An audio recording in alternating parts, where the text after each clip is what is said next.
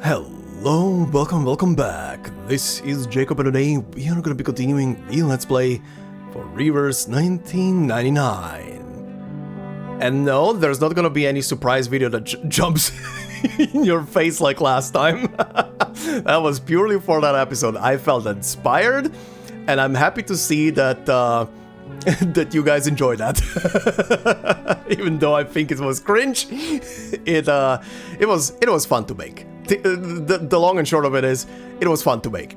Took me 15 minutes to record that footage, and about 45 minutes to edit. I think it shows how quickly I turned it over. But yeah, anyway, I'm just glad you guys enjoyed it, so that's the best part of it. And for the one person who asked, Jacob Morrow ARG when? I don't know. Maybe it's already happening. Who knows? Jokes aside, I'm just happy you guys enjoyed that part. But anyway, today we are gonna be doing a tiny little intermission. As per usual, there are some leftovers from older chapters, and one of those leftovers is character stories from Foyer de Raison, which is actually only Recoleta's story, because I think I was completely misunderstanding when we were back when we were talking about the Aleph story. I thought that the Aleph story that was part of the chapter itself was kind of like a special case or something for Aleph or for the narrative or whatever the hell. But yeah, we've already did this, so the Aleph story is actually done, but Recoleta's story is here, so we're gonna do that one in a minute. But first, man, that was quite the ending for Act 2 of the main story, I guess. I am definitely gonna be looking forward to how they're gonna continue with all of that stuff in Act 3, and I guess what is to be World War I in a weird way, in a weird place and time and year. Look, it's gonna be interesting. It's gonna be definitely interesting. But yeah, we ended quite the story last time with a lot of build up, a lot of spooky shit, and a certain goopy one. A certain goopy one coming back to the fold. Good lord, the most obvious resurrection ever. But yeah, that was a chapter. That was a chapter that definitely lets you sit there for a while and take it all in until you continue. Not saying that's the reason why this part is so delayed compared to the previous part. I had some other stuff to do, but. Yeah, definitely a big chapter. Speaking of stories as well, very quickly, I'm recording this right now just as the fresh new patch went live. There is a very interesting character to be pulled, a very enigmatic personality. But yeah, Enigma is playable, which is very interesting. And I guess in the next episode after this one, I'm not gonna do the pulls this episode, but in the next episode I'm gonna do the pulls for Enigma, and I guess once I acquire him, I can finally do the thing where I place the two certain characters on screen and I just go kiss. Look, we need to counterbalance the Yuri. Even though I don't care about the Yaoi, we need to counterbalance it. We need BL to counterbalance the Yuri. This freaking game. But yeah, anyway, the Enigma story is now live. Now, I'm gonna leave it still to you guys in the comments to tell me if the story itself is in any shape or form spoilery for the main story. But I will say this right now, no matter what's in the story, I only know that the story connects to the pre-storm protocol stuff that was going on for a while now throughout the patches. So I'm definitely primed and ready for that. I think I did all the pre-storm protocols so far, so I think I'm primed and ready to go for that story. But I will say though, despite whatever is in the story, whatever kind of spoilers it might have for anything, next episode after this, I will definitely play through this new story for this patch. Depending on the length of it as well, I might even do it in like 2 parts instead of the usual 3, because I wanna tiny bit accelerate stuff, because considering that I'm so close right now, and that is the main reason why I wanna play the story regardless, this patch story. regardless, because I am so close right now. I am so close right now to catch up with the main story, to be up to date essentially. Side stories are basically all done outside of the Lorenz Butterfly one, but that one will also be back pretty soon anyway. The what's the wait time again? Like 3 months, roughly, for a story to be back or something like that. So yeah, I'm not gonna be waiting for too long. Maybe 3 or 4 months, something like that. But anyway, but yeah, the main reason is I just don't want to build up too much backlog again. I finally, after almost 2 years of playing this game and doing this Let's Play, if you can believe it, I'm almost caught up fully with the game. So yeah, the plan right now is gonna be to spend like 1 or 2 parts at least on the Enigma story, finish that one up, do the Enigma character story, and is he the only character on the banner? Actually, now that I think about it, I haven't even looked up. Is there another character on the banner with him? Wait, hold on. No, it's only him. Wow, this really is a small patch. This really is a small patch if it's just Enigma, huh? That's interesting. Also, his promoted design looks very interesting. Anyway, so yeah, next episode we're gonna play through one part of the story. Probably gonna do just 2 parts to get it done very quickly. If it's just one character story, that's perfect then. That's gonna be perfect then. Just gonna do 2 parts for the story, I guess. 1 part for the Enigma story, and then before the collaboration event rolls in, I can squeeze in 1 more chapter. Which, actually, is it 12 chapters right now in the game? Am I missing like only 2 main story chapters? I believe it's only 11 and 12, right?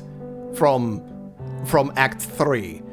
Which, yeah, if I can squeeze chapter 11 in before the collaboration stuff, and then whatever side story or main story comes after the collaboration, depending on what it is, I can do another main story chapter along the line there and be completely caught up. Almost 2 years later, finally caught up. But yeah, that's the major plan. We'll see how it goes. I really hope it's not gonna be any kind of too crazy spoilers in the story, but yeah, we're gonna do that next time. But before we do that, and considering the last episode had so many crazy plot points, there was a lot of very interesting and good comments. One comment kind of organized and summarized some important plot points very neatly in there, and that came once again from K-Rider-kun, who said, and just like that, Jacob has now finished chapter 10 and the 2nd anniversary patch story. Man, don't you think it's crazy how there is a timeline where Jacob would play this chapter during the 3rd anniversary patch? No. Please, no. That would have been funny, actually, but anyway. Anyways, talk time. First of all, Sophia.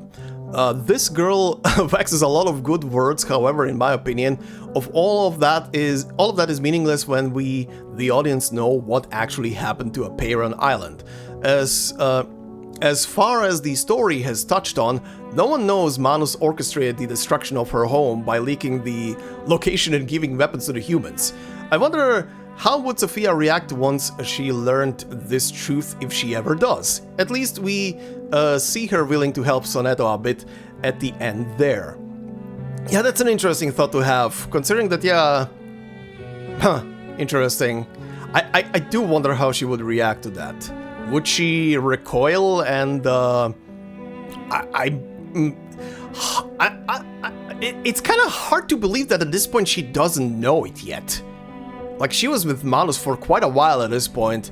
It's kind of hard to believe that she somehow didn't overhear that, Manus was responsible behind the lines for what happened to her home. But anyway, it would be very interesting to see how she reacts. Maybe she's gonna be the undercover spy that that dismantles Manus. That would be actually poetic. Anyway, second is Arcana is back, which is not a surprise. We have spent many patches foreshadowing her resurrection so heavily. Her not coming back in chapter 10 would be a massive surprise that would pull the rug under us. which is why I did not care about it being used in the trailer, as it is the worst kept secret. I honestly agree with that statement. But the trailer is still very spoilery. The same reason with Vertin calling Earth Mom, cause that one is so widely discussed, people wanted this meeting back in Chapter 8, which fuels more hatred for the chapter. Yeah, I'm still kinda sad that none of that happened in Chapter 8, but it was just a teaser, I guess, back then. Oh, by the way, Animus is very, very dead, cause those rocks were crushing her. It's also why we know it's also why we know the Flowing Feast story was in the past when Animus appeared in that story. Also, Arcana's new outfit, honest answer, it sucks, it looks stupid, her new design is too fanservicey for me, it stands out. I will not disagree with the fanservicey part of her design. I will say though, overall, I do kinda dig the new design, but more so from the aspect of the added aspects of the gold to her goop dress, I guess you couldn't call it. But yeah, I mostly like it because she is way more goopy and drippy now after the resurrection. So it kind of weirdly fits, but I get what you mean with the fan service. I'm also not really a fan of too much fan service in like a character design, but well, people have fetishes, I guess. Look, probably a lot of people enjoy that new design. Like I said, I like it from an aesthetic aspect, but yeah, a bit maybe too much, too much on one end. But whatever, who cares? People can enjoy it. Anyway, thirdly, let's talk about Nautica. The way I interpreted earworm Matu is pretty simple in my mind. Matu was an earworm for Nautica that accompanied her after all the terrible stuff at Antarctica when she and her buddies landed there. However, I do think that just maybe it was a form of the Mother Spirit keeping Nautica sane. Her return is awesome, and I do like that she shaped herself to look similar to Mother Spirit, which, by the way, she is categorized as someone from the Infected. Okay, right, I still haven't looked at what she's categorized at, so thanks for pointing that out. Which, I mean, yeah, it makes sense that she's categorized as an Infected now, so that's completely fine. But yeah, very interesting. She did say, when it comes to the Mother Spirit design, she did say she designed herself to look how she envisions Mother Spirit, I believe, in the story. So I don't know. In my head, the earworm thing was just her consciousness preventing her from going completely insane. Essentially, like a defense mechanism that kicked in, which makes even more sense that it stopped working, that it stopped talking to her, like her own mind stopped talking to her after she got bombarded with the truth of what is happening on the island and the gate and the Mother Spirit not being there, and it's just a giant resurrection ritual and the Manus base and stuff like that. That she was pretty much kind of lied to, essentially, with the whole thing. But still, very interesting theory. I was also thinking that Matu might be the Mother Spirit in a sense, but who knows? Could be one or the other, right? Anyway, lastly, I feel bad for everyone who were coping that Igor and his people were trying to do some crazy undercover stuff and last minute will help Vertin to beat Arcana. Only for this story to just show that Manos gave him the Allspark. I'm not spoiling, I'm referencing Transformers, I know, don't worry. And then just buzz somewhere with only Mulder lending out a hand. Speaking of, I really like that this chapter is at least established that Mulder, even though she is loyal to her father, still has her own independent thoughts and did things on her own accord, which in this case is helping Ulrich. I want to talk more on Nautica and Mulder, however, I am saving that for their respective character stories. Yeah, that's gonna be a couple of months, but we'll get to the character stories. Yeah, and again, I think I said this before in this Let's Play, but I am not someone who personally, even if I have like a theory in my head, like how something might happen, like I was definitely in the camp of Igor maybe doing like a Suicide Squad kind of thing, where they're pretty much gonna self-sacrifice or something to stop the Manus from resurrecting Arcana or something. I was honestly banking on that's gonna be the case, but no, they buggered off. They got their little gizmo and they went away. So who knows what that's gonna be part of, but I guess I'm gonna see and learn about that in the next story chapters. what that's gonna play into for them. But yeah, when it comes to stuff like that, like theorizing about how a story goes or like headcanoning how it could play out, personally, I think you guys know at this point, I'm not someone who like locks himself into the whole thing. Like, sure, I was expecting them to do that whole thing. I'm not disappointed that they didn't, cause I kind of like where this is going right now, or rather I'm more interested to see where this is gonna be going right now. Plus we had Mulder who, like you said, also acted on her own and pretty much went back with Vertin and the squad, so that's also very, very interesting. Also gonna be very interesting to see. I don't know if Mulder's story is gonna cover what happens after the story or not, but I'm looking forward to seeing if it will even touch upon like Mulder's return essentially to to the Foundation, or going back to the Foundation with Vertin. Which is gonna be very interesting how that is gonna be perceived. Plus Xeno and everything. But yeah, definitely a big chapter. And K-Rider, thank you very much for that very well put together comment. Alright, so let's see this. God, how the hell do you even pronounce this? Ruinas Gloriosas y Directrices de Metaforas? Alright. Someone translate that for me. Okay, the usual 8 stages. Oh no, whoa, 13? Okay, I don't know if... Actually, wait. Are they all gonna be story stages? Oh, this is interesting. Wow, 13! That is a lot! Okay, well, let's start. Editor of Genius.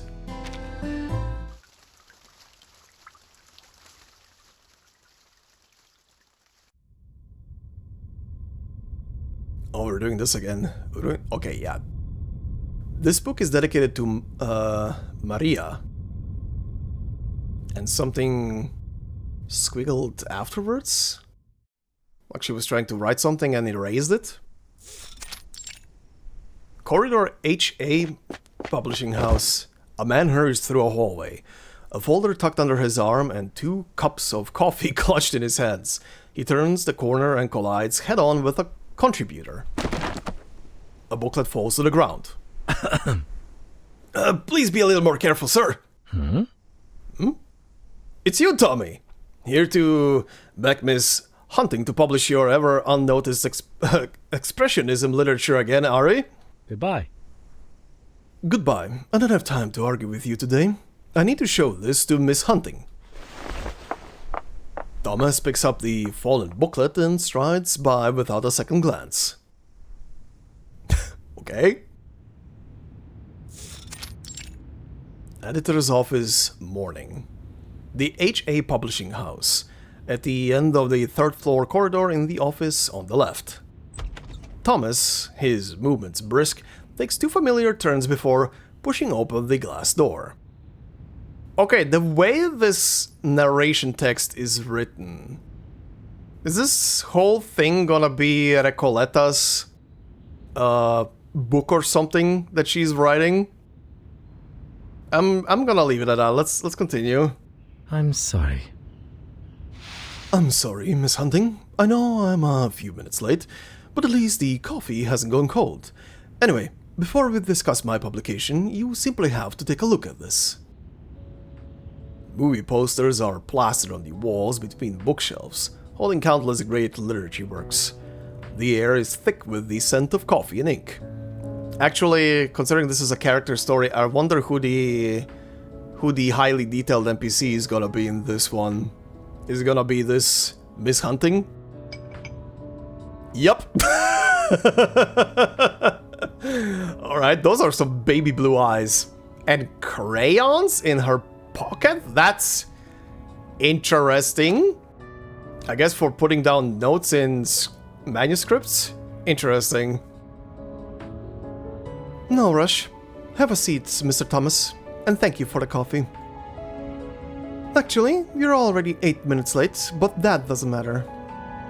I looked over your latest revisions. I think putting aside 30 minutes for this meeting was a little optimistic. Which means... Which means it's good to go? Then we can just...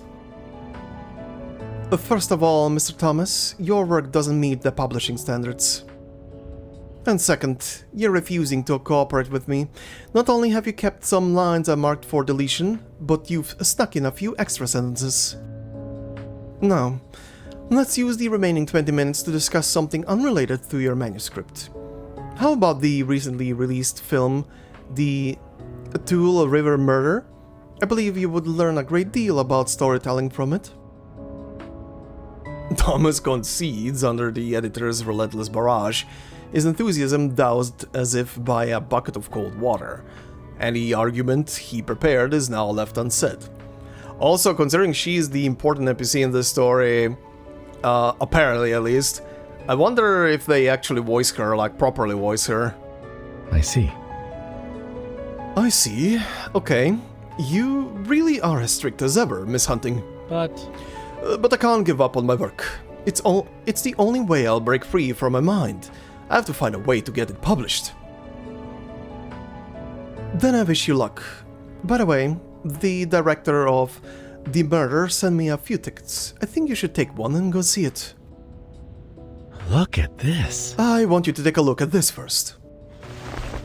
The man gently places the booklet he's been holding under his arm on top of the movie ticket Hunting just placed on the desk.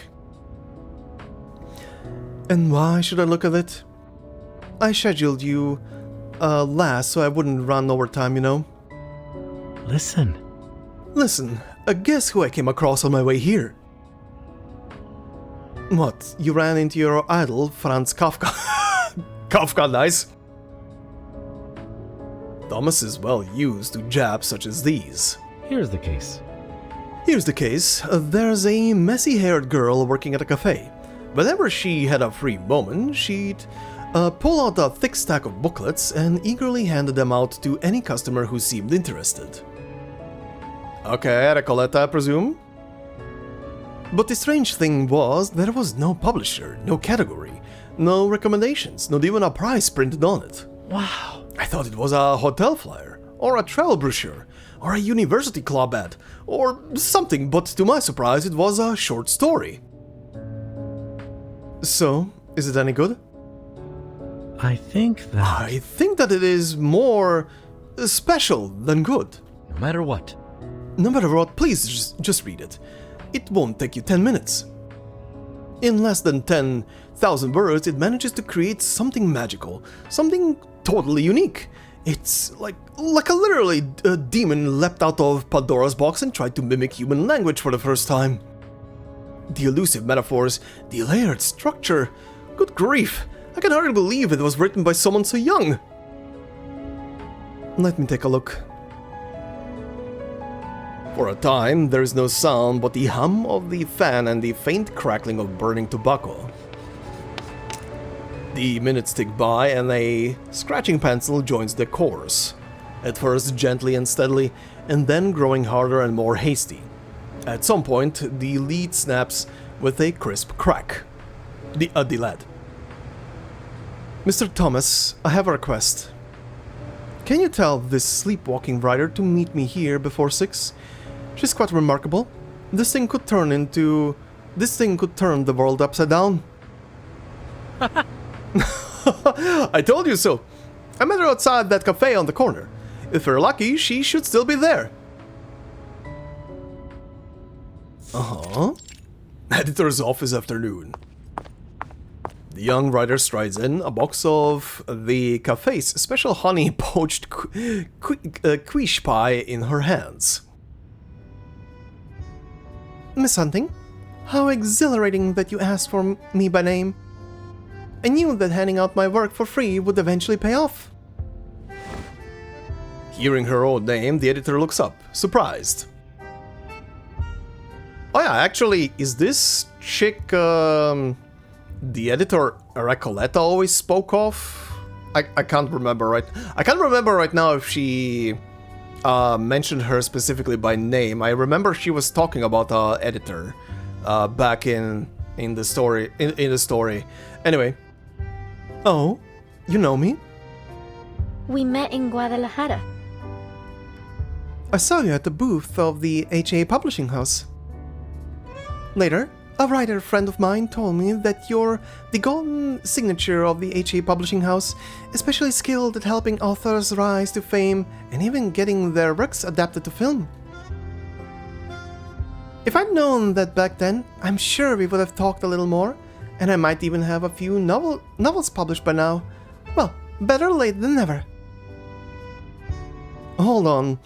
When did I say I was going to help you publish a novel? Huh? Huh? Isn't that why I'm here? After all, you said, let's bring in that little genius who could turn the world upside down. Did Thomas put it that way?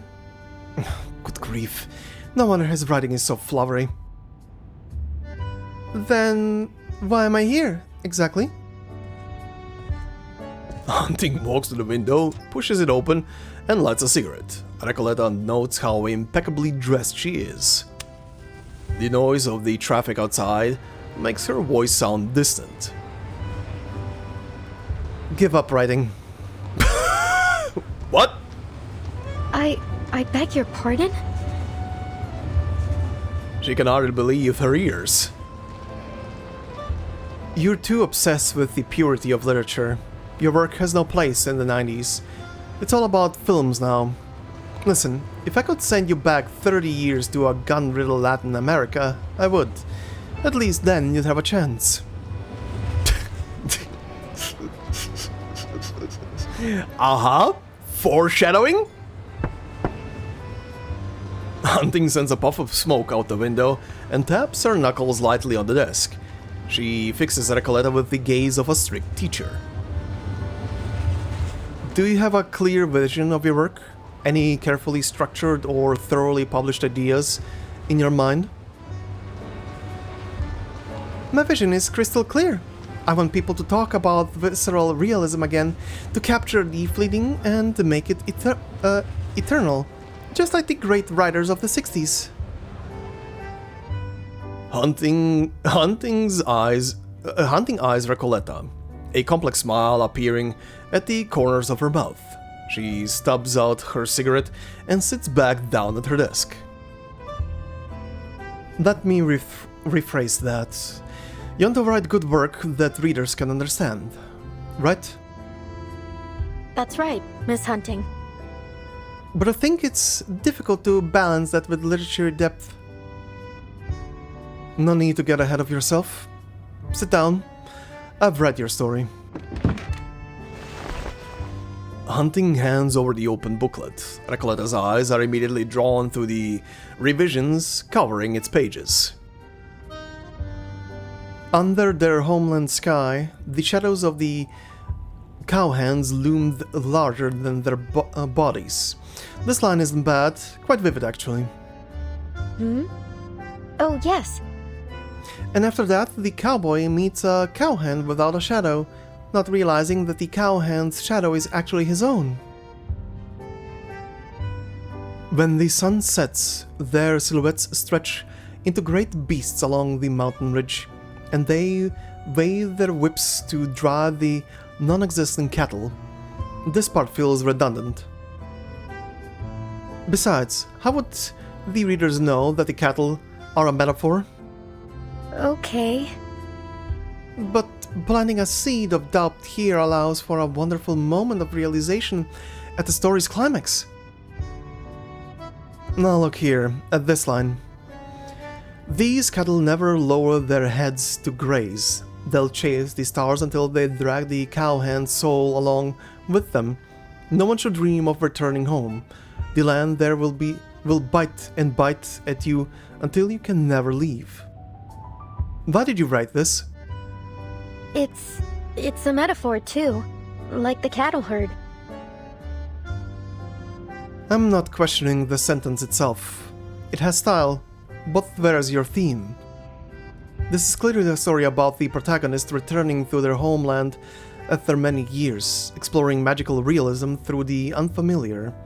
So why, by page 5, am I still only seeing cowhands and cattle? I understand what you're saying, but these are important elements of the novel. They'll all come into play later on. The cowhand looks exactly like the protagonist when he was a child. Actually, he's a phantom of the protagonist's childhood, but the protagonist doesn't recognize him. Also, this is gonna be one of the two stories that has the majority of the voice acting, considering that Aleph's story had actually no voice acting, if I remember correctly, because of the style that it was done in. Alright, I suppose there's some interest there. But how am I supposed to know that? Let's flip ahead to here, page 37. Look, little genius, you took 37 whole I just realized 37.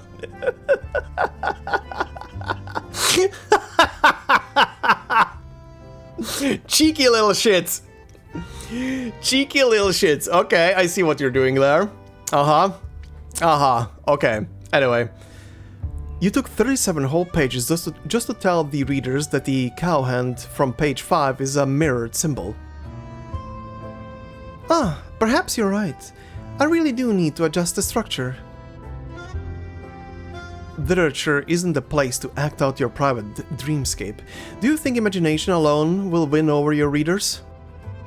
Here's my suggestion. You're still young, and you have potential, so why don't you try studying screenwriting? Recoleta looks utterly confused. I don't understand. What does screenwriting have to do with literature? Every time I try to watch a film, I end up falling asleep before the end. Wow. Recoleta is like someone who enjoys like playing like any type of 3D game and storytelling in 3D games, and then when they have to do a visual novel and just sit there and either read themselves or if the story is being read to them, they fall asleep. She's the opposite. I know people like that. Anyway, it's just a suggestion, though I understand a rather extreme one. I just want you to stop underestimating the importance of storytelling. Their conversation continues beyond the setting of the sun. Even so, the true marathon has only just begun. Oh boy. And it's evening. Or night. Jesus. By the time Recoleta lifts her dizzy head, the clock has already hit 8:15. Oh, it's so late. Sorry for taking up so much of your time, but what a thrilling literary discussion. Thank you. Hunting rubs the corners of her eyes with her thumb and forefinger, leaning back into her chair exhausted. She has to admit her impression of Recoleta has changed. Don't worry about it. It's been my pleasure to meet a writer as unconventional as you. Alright, that's it for today. Go home and think over these 3 questions. First, why does the cowboy return home? Second, why does he meet the bubble-blowing cowhand? Third, why do the characters know things that even the author doesn't? Does that mean... Recoleta's fatigue vanishes in an instant. Fatigue. This is true. Invaluable advice, not just the back and forth from a few friends. This is the guidance of a professional editor. So, if I revise my novel according to your suggestions and come back, does it mean I have a chance at publication? That depends on how well you revise it. I'm not making any guarantees. I just need 2 weeks. No, 1 week. I'll bring you a completely reworked version.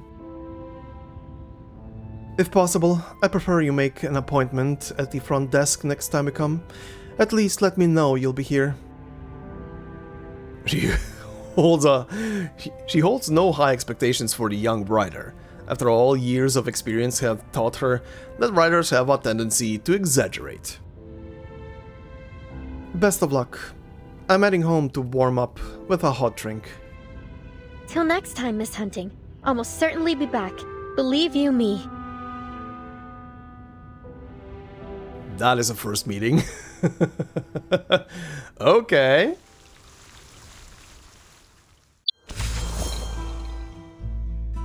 Okay, very interesting. So... is this gonna be a story of her writing this story then? Okay. Cowboy and Coachman, let's see.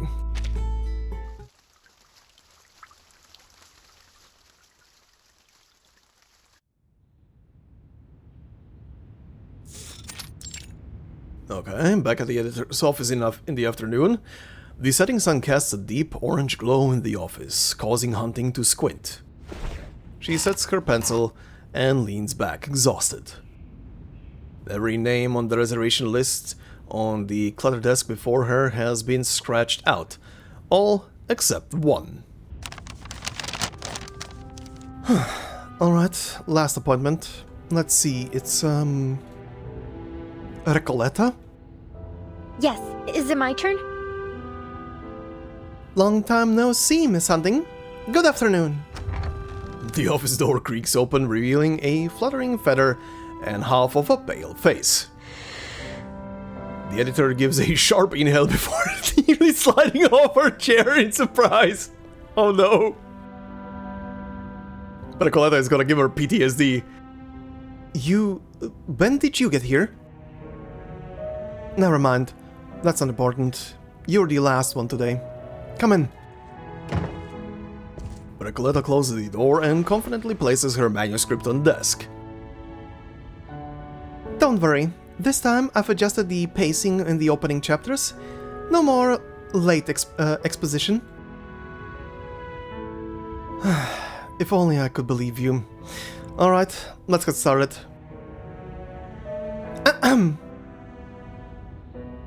An Andean valley breeze brushes over Hunting's very eyelids as Recoleta begins her story. The cowboy had never once considered going home. That was, until he met the coachman. Like him, the coachman cast no shadow behind him. He boarded that battered carriage and embarked on a long journey, crossing mountains and rivers until finally he arrived home. He surveyed that land, familiar yet strangely unfamiliar, and a chill crept up his spine. Okay, that's the ending of the sentences that I see on screen. It starts with, "Yet that long overdue joy failed to reach him. He came to a stop." And then what she said. Hunting quickly realizes her eyelids have grown too heavy to lift. The air thickens, distorting as her surroundings dissolve into shadows and vanish into fog.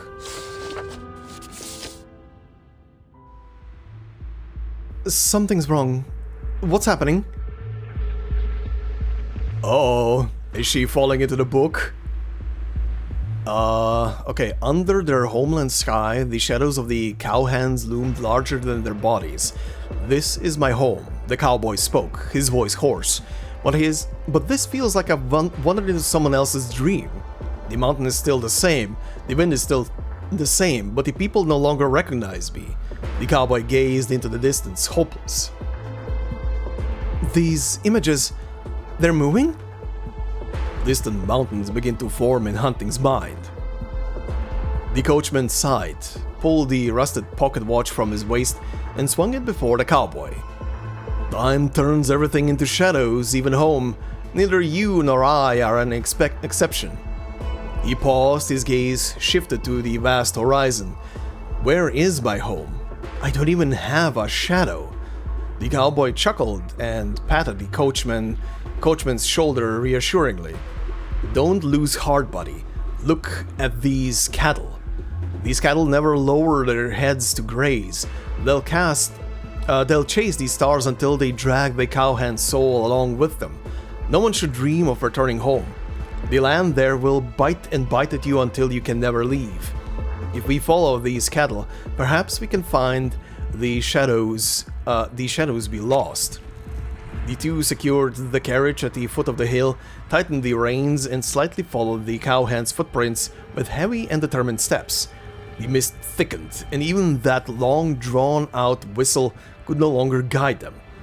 The camera pulls back. In the distance, the vague outline of an ancient temple emerged. Wait, there's no need to give filming directions. Whoa! Templo de Metafora. Oh boy!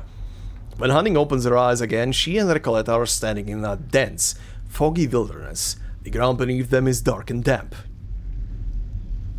What the hell place are we in? The fog is getting thicker. Oh, she changed into her promotion outfit. Interesting. Oh, this is interesting. The fog is getting thicker. The camera pulls back. An ancient temple looms faintly in the distance. Here we are. The Hell Place. Wait, this is your story? I thought these scenes only existed in your mind. Of course, they only exist in my mind. Everything is fiction, but this is the first time I've managed to bring a reader into this side of the world. Incredible. Incredible? I'm not sure how you say it. I think that's how you say it in Spanish. Whatever. Miss Hunting, you truly are a great editor. Huh? Why do you say that? Meaningless compliments don't exactly explain all this. Also very interesting, despite Hunting having a unique design, she has yet to actually have any voiced dialogue. Usually these characters in side stories have at least one or two voiced lines. So that's interesting. Emboldened by the spirit of adventure, Recoleta brushes off her editor's concerns. Wait, but this is your story, Vertin, so we can leave whenever we want, can't we? Oh, no, Miss Hunting. This story isn't mine at all. It belongs to the Cowboy and the Coachman. Then, where did they go? I think when we entered the story, we took their places. Let's not waste any more time. Yes, Let the great adventure begin. Thank you. Yes, we've become the Cowboy and the Coachman. Recoleta's voice carries an odd, unquestionable pride. Stop joking around, Recoleta. Can't we get out now? Get out? Recoleta laughs so hard that tears start to well in her eyes. Our legendary adventure has only just begun. How could we cut the tale short? How could we let the readers know the ending so soon? Of course, as the author, I can give you a hint. Inside this temple lies the secret core of the entire story. Come on, Miss Hunting, keep up! Hunting wants to say something, but somehow she feels an irresistible urge to step forward. Like a growing seed, a familiar yet long-forgotten sensation arises within her. Wait, don't run too fast! She follows Recoleta into the mist. Soon it becomes a fog so dense it is difficult to see the path ahead. Hunting grabs Recoleta's arm, forcing her to stop. The scenery's been repeating. Haven't you noticed? We've passed the same pillar at least 7 or 8 times. I can't see the way through all this fog. Let's just take a break and take a minute to listen to our inner voices. No, that's too abstract. Here, you need to keep the reader's attention. This giant pillar should be the story's MacGuffin. Does it mean... In short, we need to make this pillar a driving force. Let me think. Yes, you need to rewrite this part. The Cowboy and the Coachman discover something unusual about the pillar in the repeating temple. By touching its 4 sides in order, east, west, south, north, They finally escaped the maze. Ah, right. Let me see. East. Okay. West. We're gonna do this step by step, huh? South. Yes, one more. And north. Okay, and... minigame? Oh, no, they're back in the office.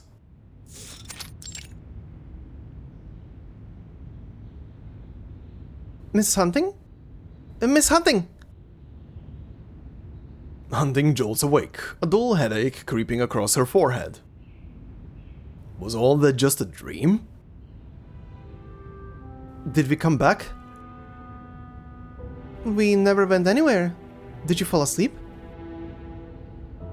No, forget it. Where were we in the story? The cowboy and the coachman just escaped the maze. They're about to head toward the ending. Alright, back to business. There are still quite a few things that need fixing in the earlier sections. Didn't I mention the MacGuffin earlier?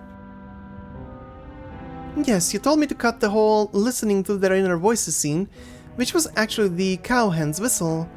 Instead, I changed the way they escaped the maze to interact with the stone pillar. But to me, that pillar is just a pillar. It doesn't represent anything. Why does it have to be important? Exactly. It doesn't represent anything. That's the whole point. As Hitchcock once said, in crook stories it is almost always the necklace, and in spy stories it is most always the papers. Take 1942's Casablanca, for example. God, we're going through all the big hits now, huh? From Hitchcock to Casablanca, okay? The transit papers in the film are a classic MacGuffin.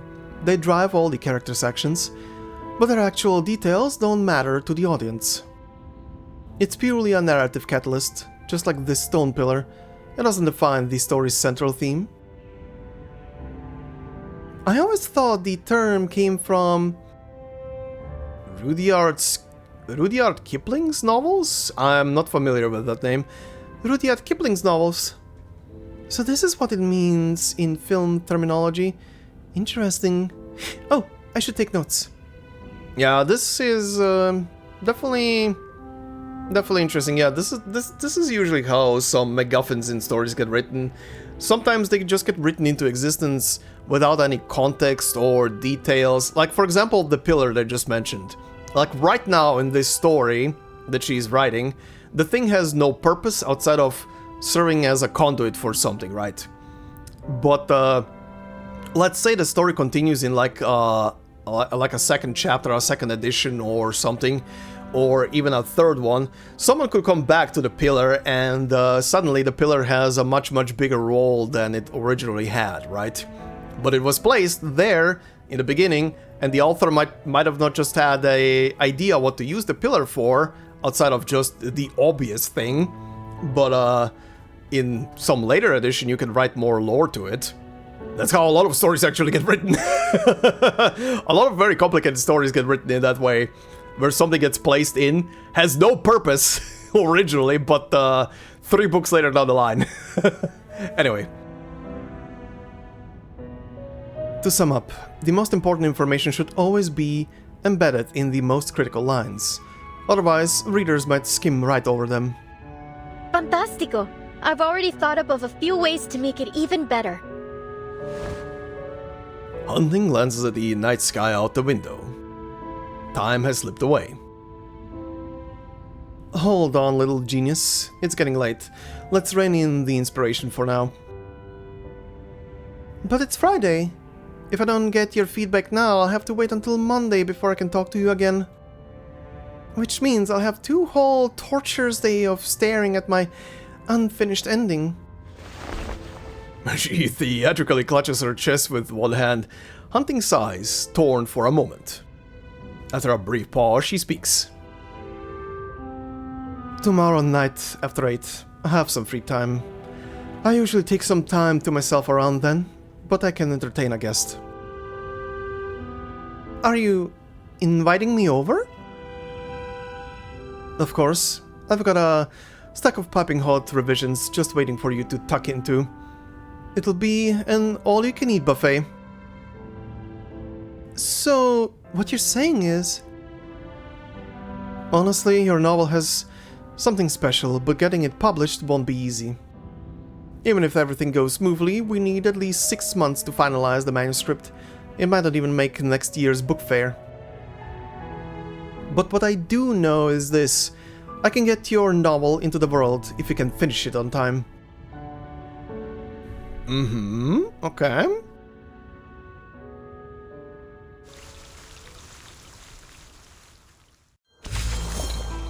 I wonder if the fair that she's speaking of is the very book fair that I think we saw in chapter 9 story in like one of the flashbacks or something.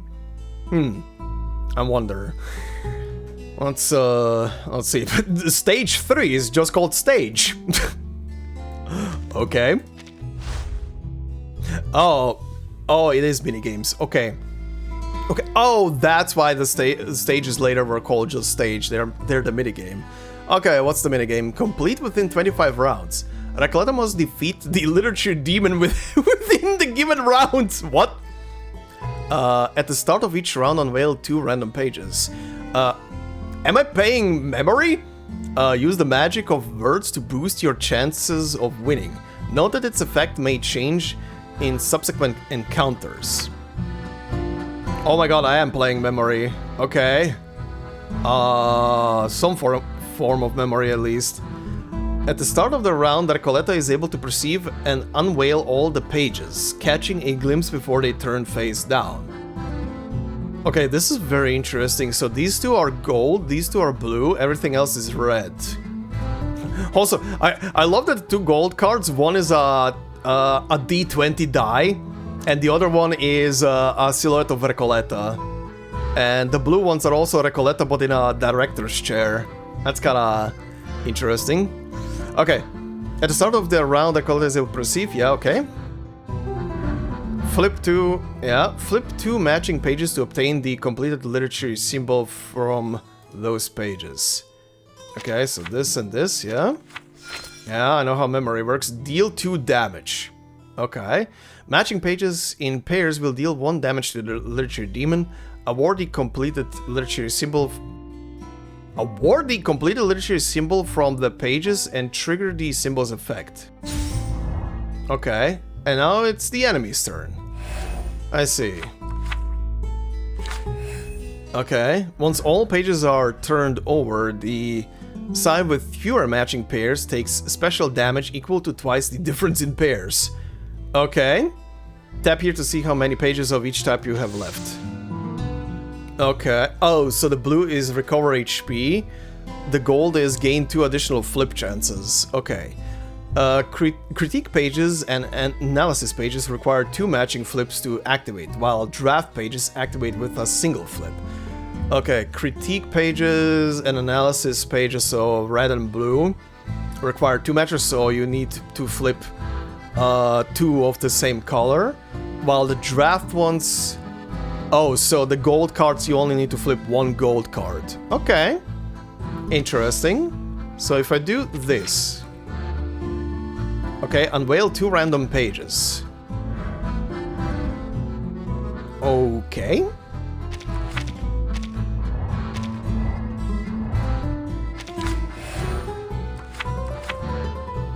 Wait, what just happened? Oh, was it not letting me? Huh. Oh, okay.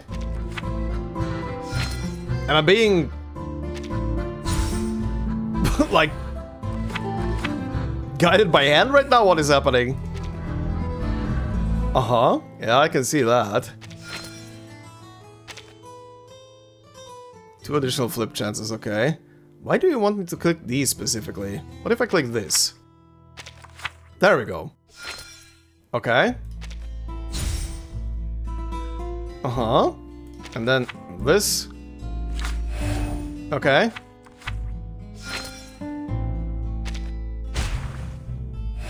Ow.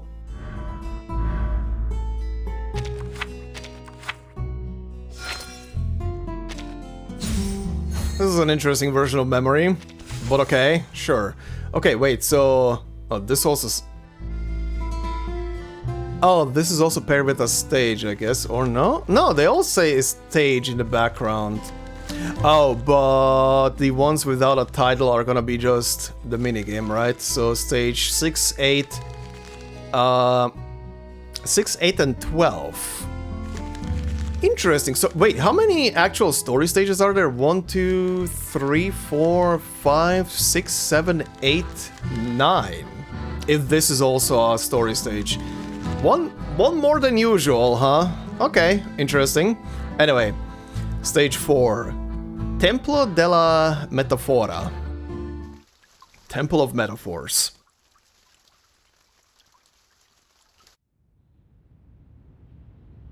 Oh god, the messy room background. Bedroom, night.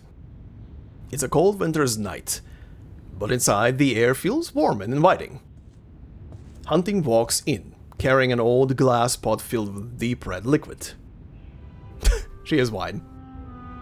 Lemon slices, apples, oranges, cinnamon sticks. Using Malbec for mulled wine is a bit of a waste, but it does have a satisfying richness to it. Okay, it's mulled wine. Oh, that actually sounds quite sophisticated. Maybe I can use that in my writing. Go ahead. I have to say, I do like to indulge in it from time to time. Oh, and sorry for the mess. I hope you don't mind. Not at all. In fact, it looks pretty tidy to me. Writers, right? This place is like a palace compared to the cluttered mess of books, notes, and clothing that fills her own cramped apartment. Sit wherever you like. The couch, a cushion, a chair. You can even take the floor if you want. Hunting perches on the edge of the bed, setting the glass pot down on the book-stacked nightstand. Right, there's something I need to talk to you about. You know why I suggested you learn screenwriting, don't you? To improve my narrative structure, right? Like how Hemingway, Woolf, and Fitzgerald all share the same editor, Maxwell Perkins? They're just using this character story to list out all great great authors, right? No, you're giving me far too much credit, Recoleta. I'm nowhere near that level. At first, I didn't understand why young writers like you were so obsessed with literature. I want you to see for yourself why cinema has captured the 90s, why literature is slowly losing traction. I want you to hit a wall and see, with your own eyes, the decline of the literature world. How could that be? The world of literature may falter for a time, but it'll never fade away, Miss Hunting. It's like the trees in winter. Yes, they'll look barren for a moment, but then the spring comes. That's exactly why I write. The writers I admire are explorers, rebels, defiers. They never stopped to wonder which way the tides of the times were turning. Now that's a cause with real meaning behind it. Is this... Yeah... Again, they're doing some very specific and very odd voice acting again. The last sentence on the screen is voiced, but the first isn't. That defiant spirit sustained the generation of writers, and in turn, those writers rebuilt that very spirit. Alright, I'll admit there's merit in sticking to your guns. But tell me this, do you think you truly understand today's literature world? World? I cannot read anymore. Recoleta? I've been doing too much dialogue recently. I've been doing too much dialogue. My brain is dying. Even the great Walt Whitman said, "Even I myself often think I know little of nothing of my real life. how could we possibly claim to understand the state of literature today? To me, writing is just as exhilarating as traveling around the world or slipping into a blissful dream. Huh. I've heard it before. Writers love saying things like that. If that's how you see it, then... She recalls Recoleta's reckless determination in the Templo della Metafora. Something distant stirs inside her, like she's being wrapped by an old knitted sweater left unworn for years. Never mind, it's nothing. Noticing Recoleta's eager expression, Hunting realizes that it's time to get down to business. Alright, let's get to work before I finish this whole bottle. What happens in the second half of the story? Yes, as titillating as this conversation is, I like to get down to getting the ending right. Oh, and I listened to what you said. I studied some books on film and incorporated more screenplay-style dialogue. Oh god, okay. Recoleta jumps up from the floor, handing over the freshly marked up pages. Oh, let's see. Last time, the protagonists escaped the fog-filled maze using their wit. Now, they're heading toward the temple's hidden chamber. The whistling stopped. The cowboy and the coachman made their way toward the light beyond the fog. But as the fog thickened, the sounds around them faded. With every step, the world grew more and more unfamiliar. At last, they found the entrance. Inside, the temple was covered in ancient runes, its walls etched with unreadable symbols and paintings. An old man and a cowhand with his cow stood in the distance, as if waiting for them. The wind carried the whisper like an ancient poem through the fog.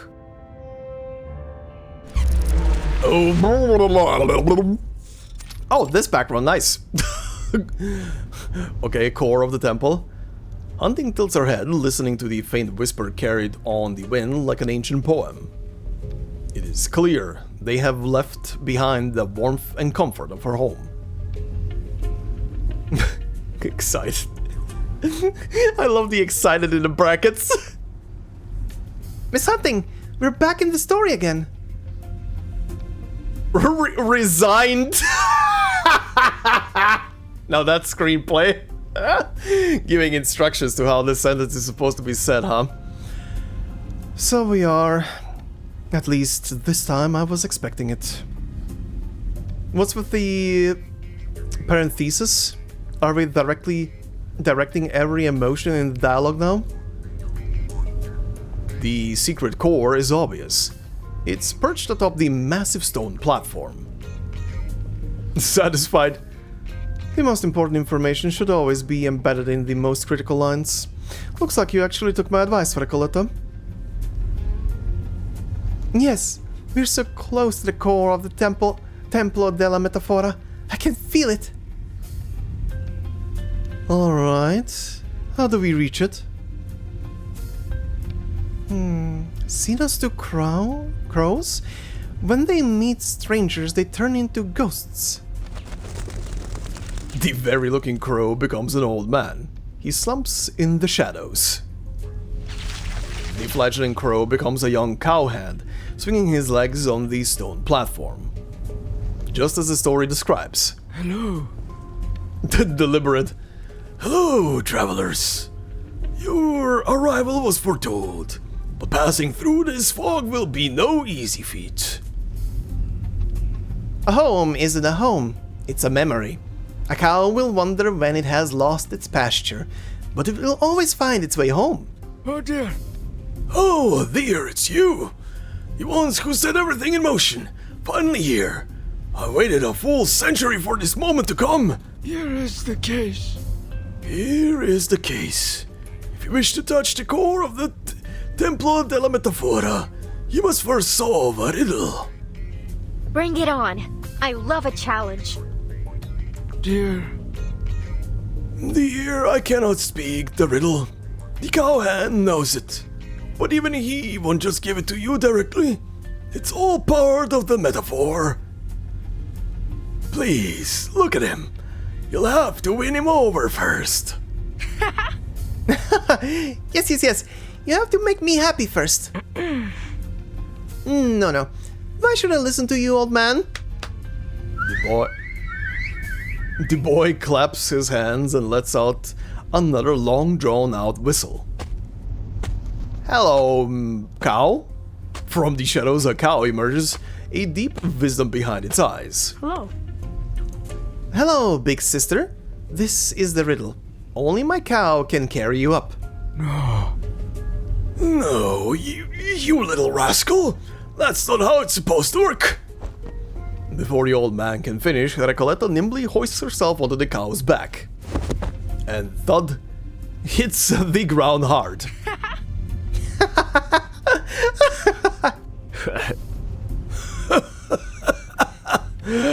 See, it's not that easy. Recoleta wipes the dust from her face as she falls into thought. Alright, I can't take this anymore. Why are you putting parentheses in front of every line? I told you to take inspiration from screenplay narrative structures, not copy their formatting. Fine, I'll fix it. But first, we need to deal with this cow. This cow is clearly tied to the theme of your story, Recoleta. It shouldn't be too hard for you to figure it out. Let me think. Her eyes land on a feathered quill.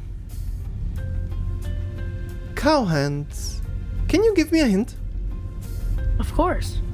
Of course, but I'll only answer yes or no. Alright, your cow. Is it a symbol of heavy responsibility?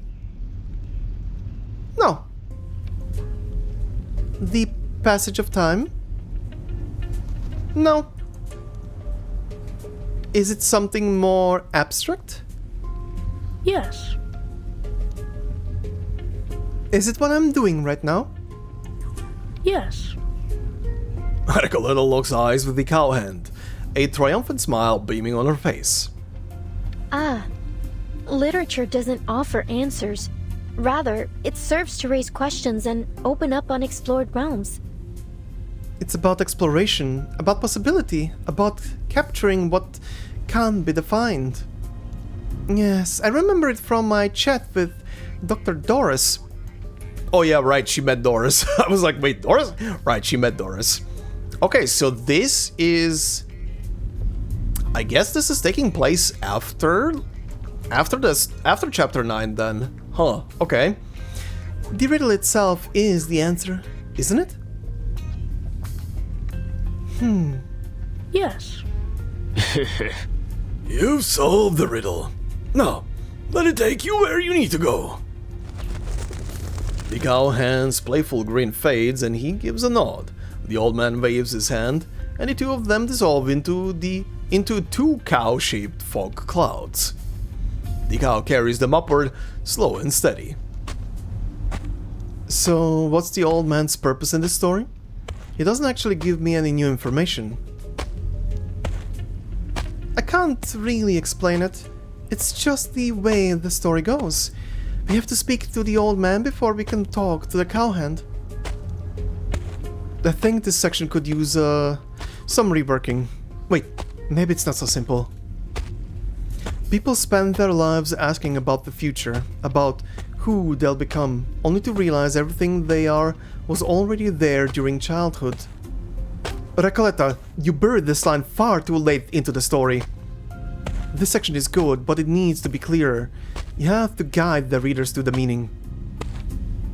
As she finishes her sentence, the cow arrives at their destination.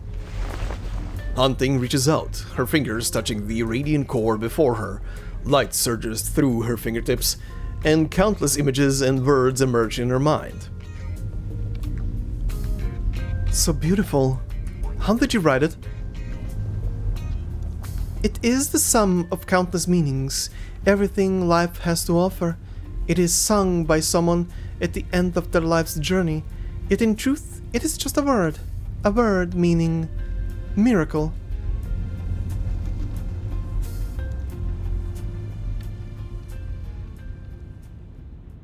And we're back.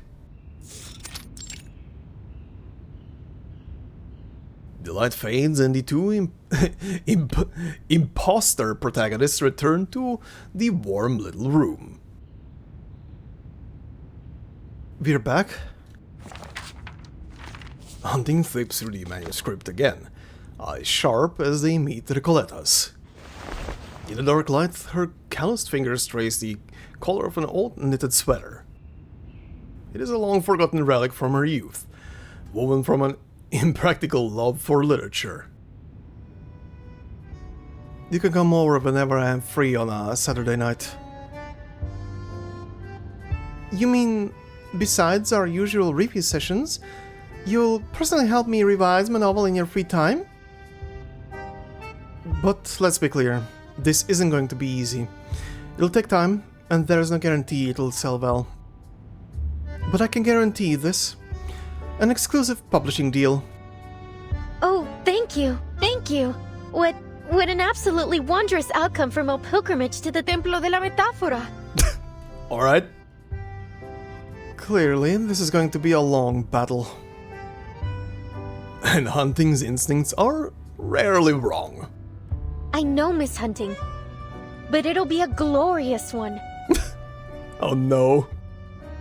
She's excited. In this young writer, she glimpses the lingering embers of a bygone era. Uh-huh. Gee, I wonder why she glimpses the bygone era in her. Okay. Okay, next stage. Distant Quakes, huh? Let's see.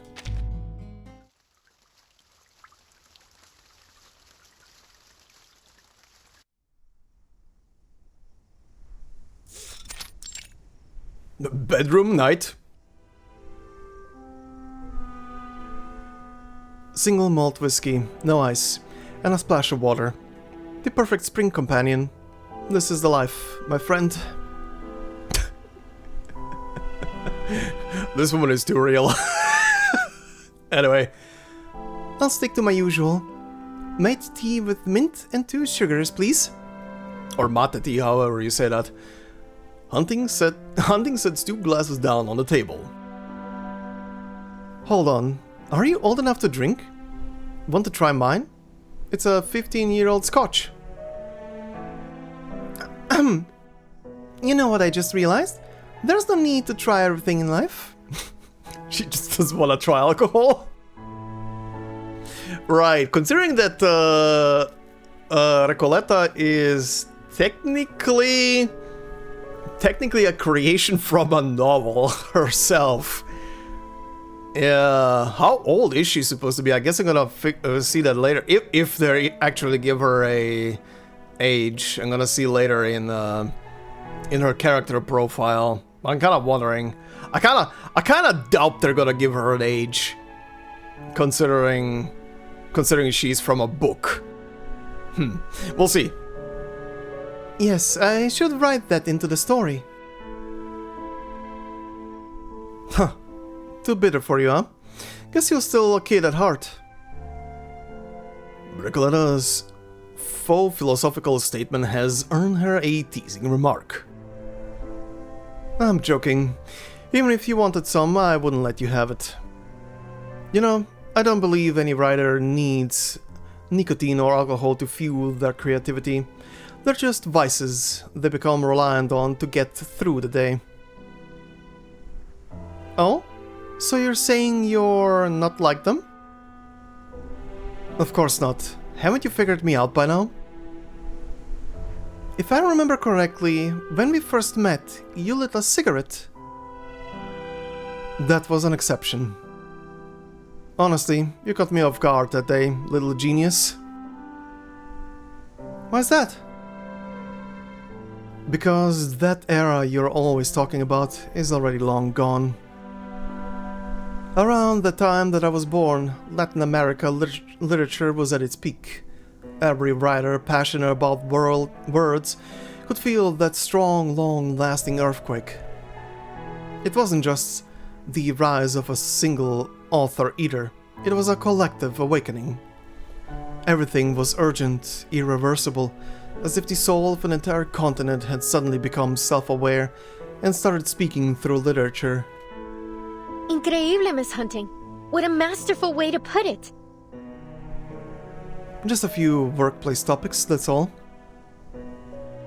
But you captured exactly the way I feel about it.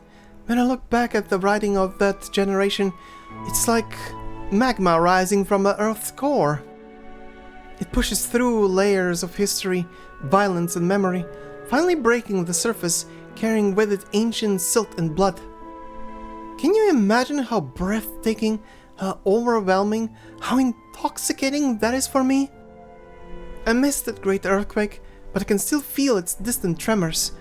When I first put pen to paper, the tremors aligned with my very heartbeat. Surely you understand what I'm saying, right? Of course I do, Recoleta.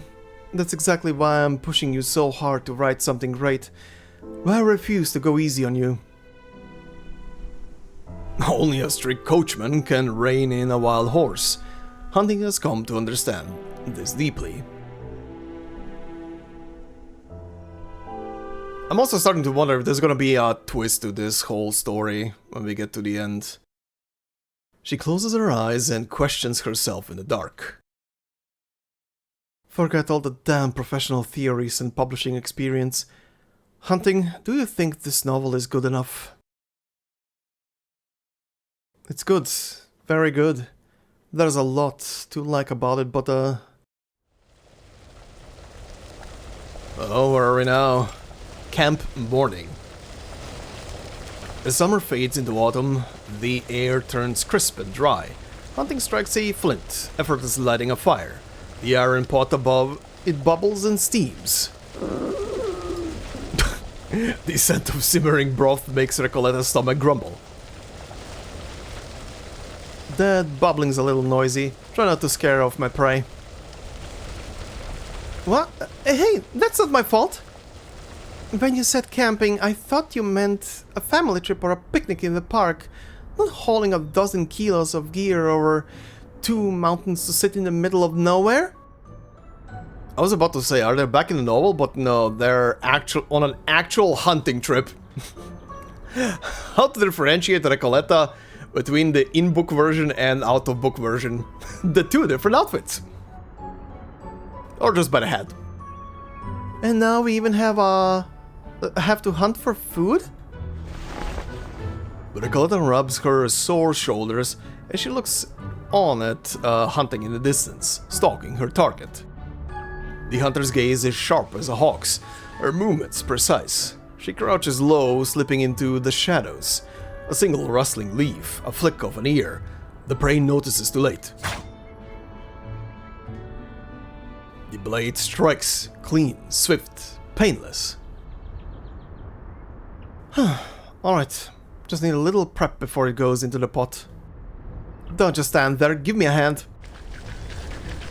Under Hunting's guidance, Recoleta handles the basic tasks. Cleaning, butchering, and blanching. Finally, the meat is added to the pot. Also, what the hell was she hunting when that she used a blade for? I was expecting like a bow and arrow or a gun or something. But Recoleta chews on a leaf, staring at the chunks of meat bobbing in the broth. So this is our dinner? I thought the carrots, beetroot, and celery were supposed to be the whole meal. What kind of life have you been living? By the time she tastes the broth, the sun has set and the light has faded from between the trees. Sorry, little rat. Okay, it's a rabbit. Actually, that's very impressive that she managed to sneak up on a rabbit with a blade. Whatever. I'll eat you with gratitude. That line belongs in a dark fairy tale. Oh, and here's another fun fact for your background notes. This little guy may be called a Patagonian hare, but it's actually a rodent, a close cousin to sewer rats. So, I'm actually eating a... Huh? But actually, it's surprisingly good. I mean, it's not an actual rat, it's just a cousin. It's just a cousin to the rats, it's just in the same family. Technically speaking, kangaroos are also rodents. But anyway, their brain and taste buds reach a swift truce. Now that is too real. That is too real. Someone tells you what the meat is from, you're like, what the shit? And then you take another bite. Anyway.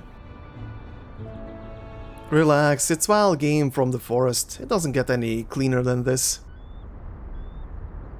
When hunger strikes, people always find a way to dress it up in a poetic language to justify accepting nature's gifts. You're getting sharper, little genius.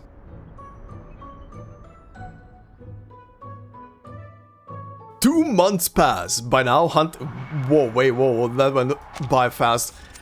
By now, hunting has taught Recoleta to appreciate the beauty of camping.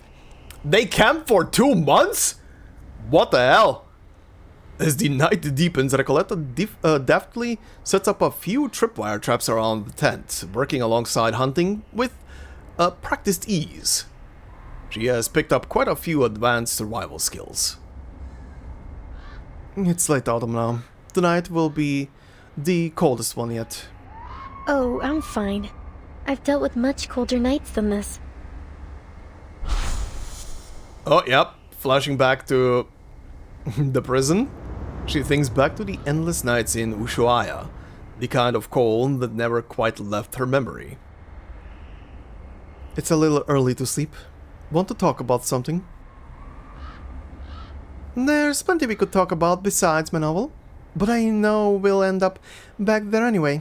It's like a maze we'll forever be circling around and around in. Hunting raises an eyebrow. There's no arguing with that. Alright. Actually, I have thought up a new idea for how to publish your book. Also, she has been camping with her for like 2 months already? That's... You have a lot of either dedication to Recoleta, or you have a lot of free time for a publisher, or rather an editor. Very interesting. Do you not have any other clients right now? Huh. Okay. Oh, let's hear it. I've been turning it over in my head for weeks. Alright, brace yourself. What if I told you your novel would work better as a trilogy, with Templo de Metafora as the first volume? It doesn't necessarily mean you have to change the ending, but it certainly makes a strong case for it.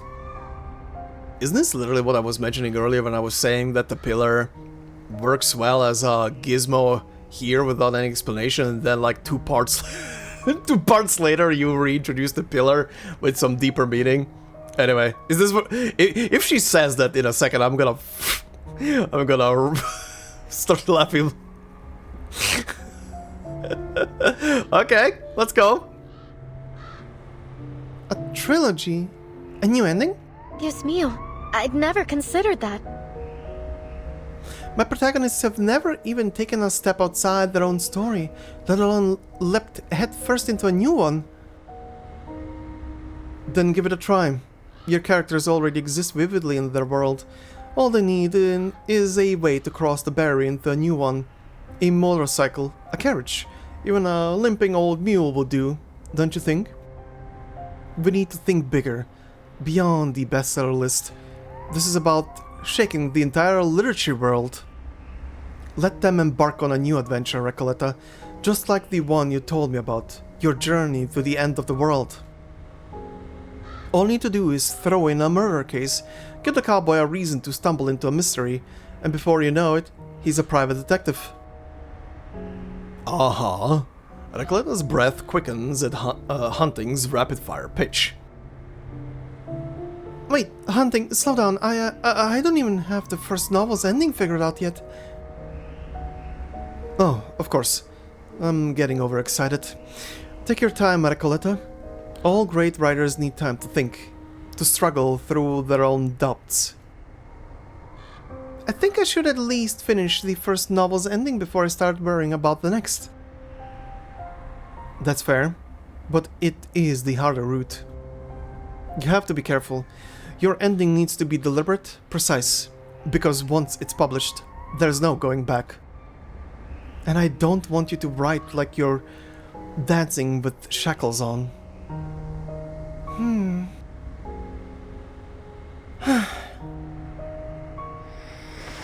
Hunting oils her knife to keep it from rusting.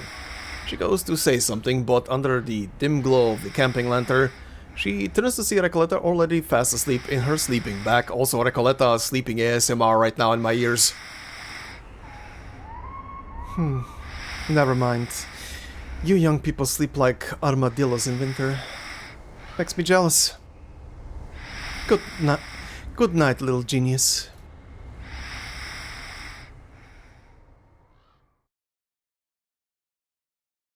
Okay. Oh, we're back in the office.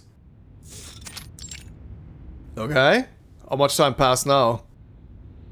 It really all comes back to the trilogy. If a trilogy is in fact necessary, of course I'm willing to write 2 more novels.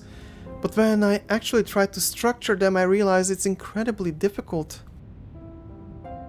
Maybe try structuring it like The Good, the Bad, and the Ugly, with a clear climax to the action. This story really is just an excuse to flex all the literature work that probably influenced a lot of storytelling in this game. I get what you mean, but last month you told me the story shouldn't end after the old man and the cowhand leave. What did you mean by that? Exactly what I said. Your protagonists need to actively bring the story to an end, but not entirely. Hunting is also describing the writing in a visual novel gacha game, or in a gacha game in general. The story never ends, it just keeps going and going and going. Okay, a bit self-aware, once more. But they already took the temple's core, didn't they? Of course, but you need a hook after that, a reason for them to choose to continue. Picture this. They took that beautiful little artifact and started heading back. Then, one of them felt an inexplicable urge. Hey, why don't we see what's behind there? The other felt uneasy. I'm telling you, we should just leave. No, we have to go and see what's back there. The cowboy shrugged off the coachman's grip and bolted forward. Then a few moments later, the cowboy turned back, his eyes filled with despair. What did you see? The cowboy said nothing. So the coachman followed him to the back of the stone platform and found a sea of skeletons. Where did all of these skeletons come from? I don't want to write a massacre into the story. Hear me out. What if they realize that among all these skeletons, there are only 2 distinct builds? That of 2 adult males? Wait, hold on a second. I'm not sure I follow. Their thoughts are like 2 frayed wires, unable to connect. For the first time, Recoleta finds herself struggling to follow Hunting's reasoning. Interesting.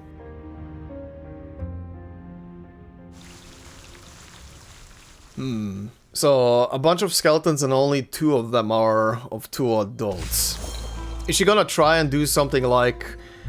the skeletons are the coachman and the cowboy, and the rest of the bones are just the herd that they were taking care of, maybe? Alright, what is it? Stage 6? Time for memory again, huh? Okay. In this fight, the literary demon has gained a dangerous skill effect. Proceed with caution. Okay, so every 2 rounds, matching pairs of pages deal an additional 1 damage. Okay, sure. That's fine.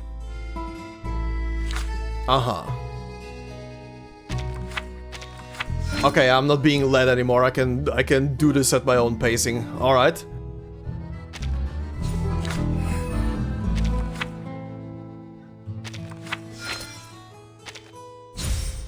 There we go. Easy peasy.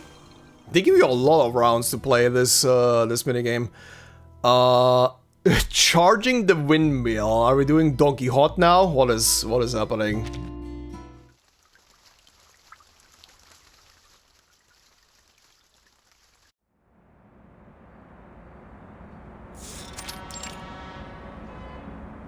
Apartment rooftop. Recoleta leans against the rusted railing of her apartment's rooftop, looking out over the blurred cityscape. Below, sparse streetlights flicker, and a distant train whistle echoes from afar. I keep revising and revising it, but I still can't find the right way to write the final sentence. It's been a whole week. Will I ever be able to write the proper ending? No, Recoleta. You can't just falter at the first obstacle. This is part of the process. If you want to be a published writer, you have to push through. Alright, focus on the revisions.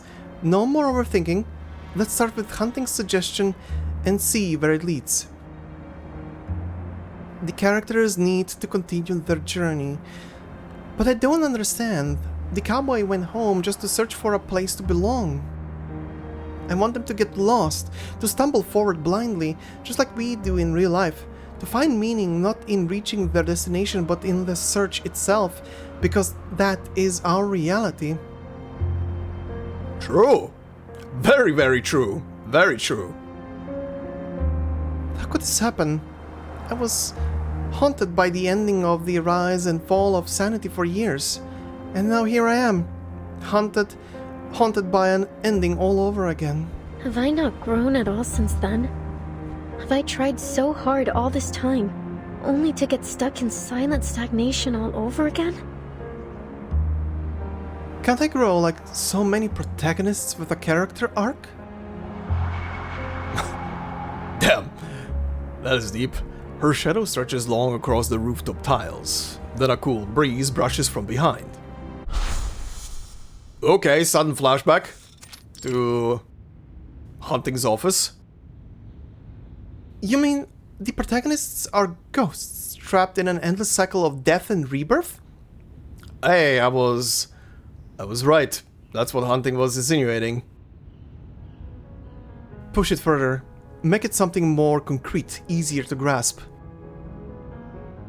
They've suffered through countless loops, died over and over again, and only now, in this cycle, have they finally uncovered the truth? Oh, so that's what you meant with, like, there are only two distinct skeletons in the pile. Like, if you sort all the skeletons, they all just form, like, two individuals. But all of these skeletons are those two individuals. Okay, I see. Good, but that's just the foundation. We should layer in some literary elements. Also, I find it funny, this whole story started with Recoleta trying to write her own story, and now this is turning into Hunting's story. And not Recoleta's story anymore. Recoleta blinks as she attempts to keep up with Hunting's train of thought. The two crows have stood watch for a century. They had their own purpose. They shouldn't just be a plot device. They can be symbolic. What if they represent the enslaved souls of the protagonists from the previous cycle? Wait, no. That idea needs refining. Souls are overused in fiction. We need something fresher. Recoleta, any thoughts? She thinks hard, but nothing comes to her. Recoleta feels her words get stuck in her throat. If it's your suggestion, then do I have to change it this way? It's getting late. Let's leave it at that for today. Hunting notices something is off. She walks Recoleta to the door, her breath fogging in the cold air. Don't push yourself too hard, Recoleta. Remember, first, we're writing a novel, not a screenplay. Second, there's a lot we can learn from cinema's visual storytelling. Third, we need to make sure every reader can follow the story. Always keep those 3 points in mind. Yeah, the last point is pretty hard to achieve. There's always gonna be people, no matter how you write a story, that will never be able to follow along with some stuff, even if it's right in their face. It's always gonna be overlooked or 5 minutes later when the reveal happens, then they're gonna go like, oh, and they're gonna bog and soy face. Anyway. I'll finish it, Miss Hunting. I'll figure out the ending. Be careful on your way back home. Stay on the well-lit streets. Got it. See you next week.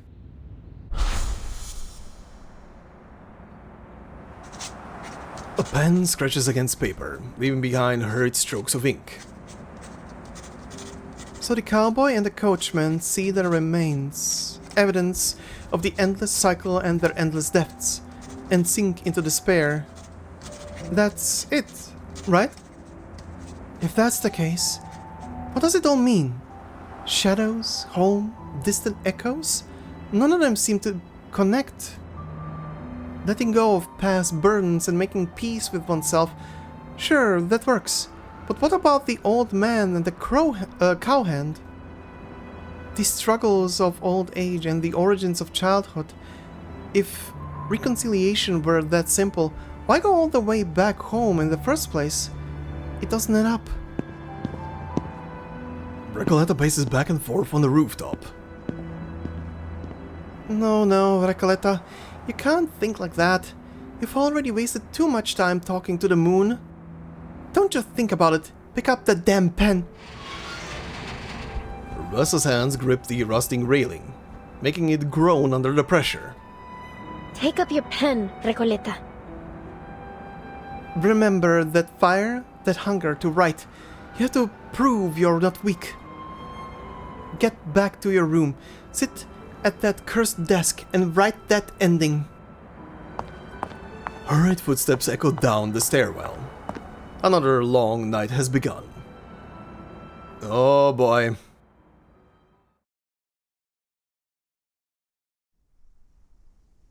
Oh, the bar from Ushuaia, huh? Cafe. Well, at least the background is that bar. As dawn rises, the sky turns pale as the cafe welcomes its first customer. I'm sorry. I'm sorry, we're not open yet. Oh, Recoleta, haven't seen you in a while. Did you quit? Hey, Gonzalo. As you can see, I'm working on a novel. Recoleta lifts the notebook and thick stack of papers that are tucked beneath her arm. Can I have a black coffee? 2 sugars, no milk. Thanks. Of course, I'll sneak you a donut too. Just don't tell the boss. Thanks, Gonzalo. By the way, since the place is empty, would you like to take a look at my novel? Oh dear. Oh dear, you're gonna hit me with another one of your incomprehensible metaphors, aren't you? No, trust me, this time it's different. I've got an editor now. She's given me some excellent advice. I'm writing a trilogy, actually, and I've just finished the first novel. Sounds great. Sounds great. Alright, future bestseller. Gonzalo places the coffee and donut on the counter before leaning against the register and opening up the notebook.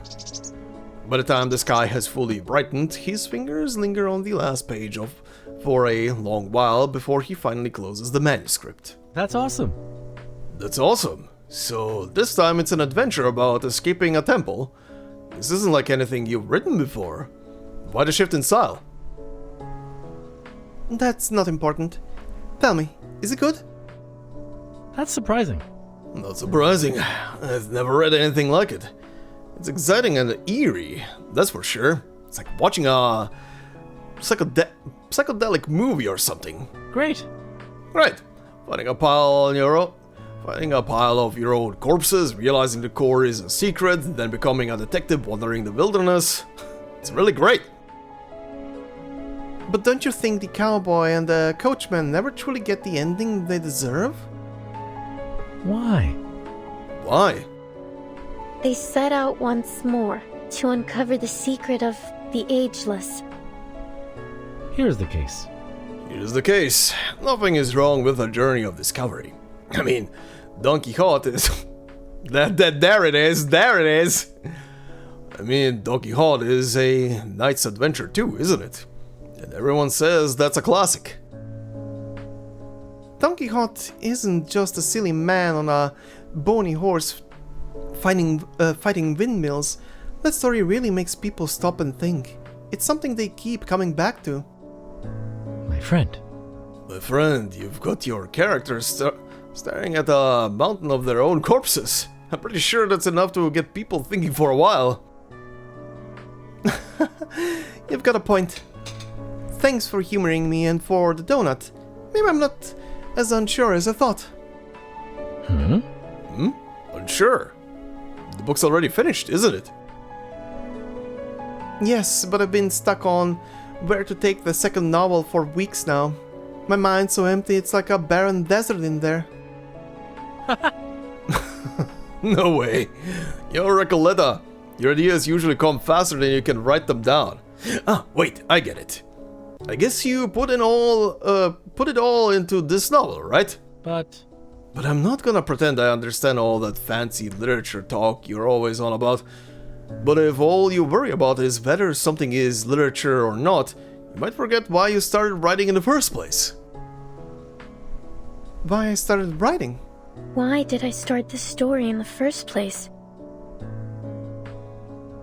Gonzalo's voice fades, blending into the clinking cups and hushed conversations of the cafe. Recoleta stares at the manuscript. Is the answer buried somewhere between the lines?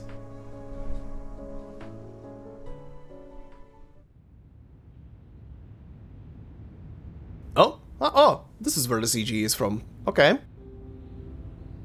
Since my last visit, how many Saturdays have I missed?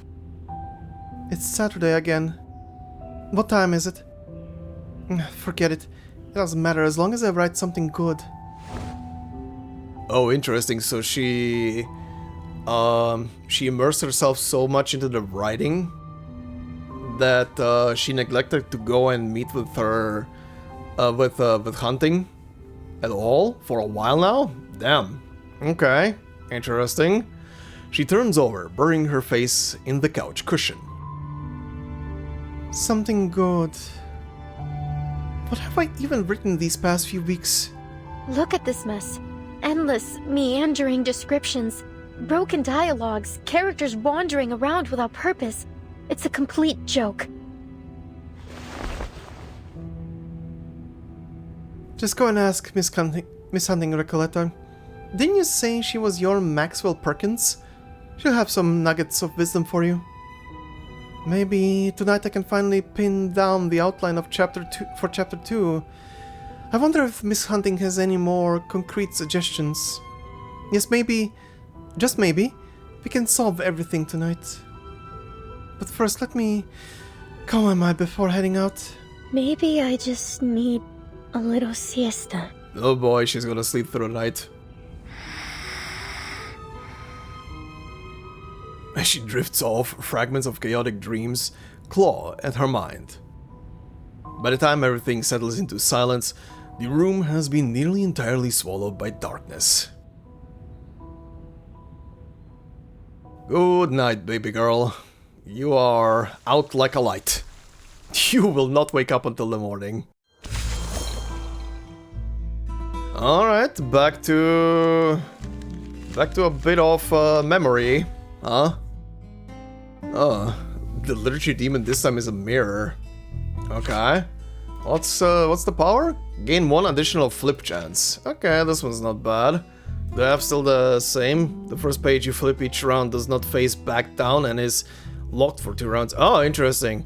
Okay, interesting.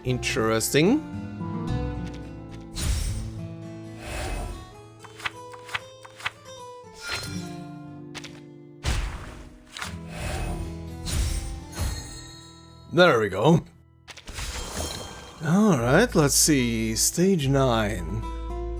Laberinto de Simbolos. Labyrinth of symbols, huh? Okay.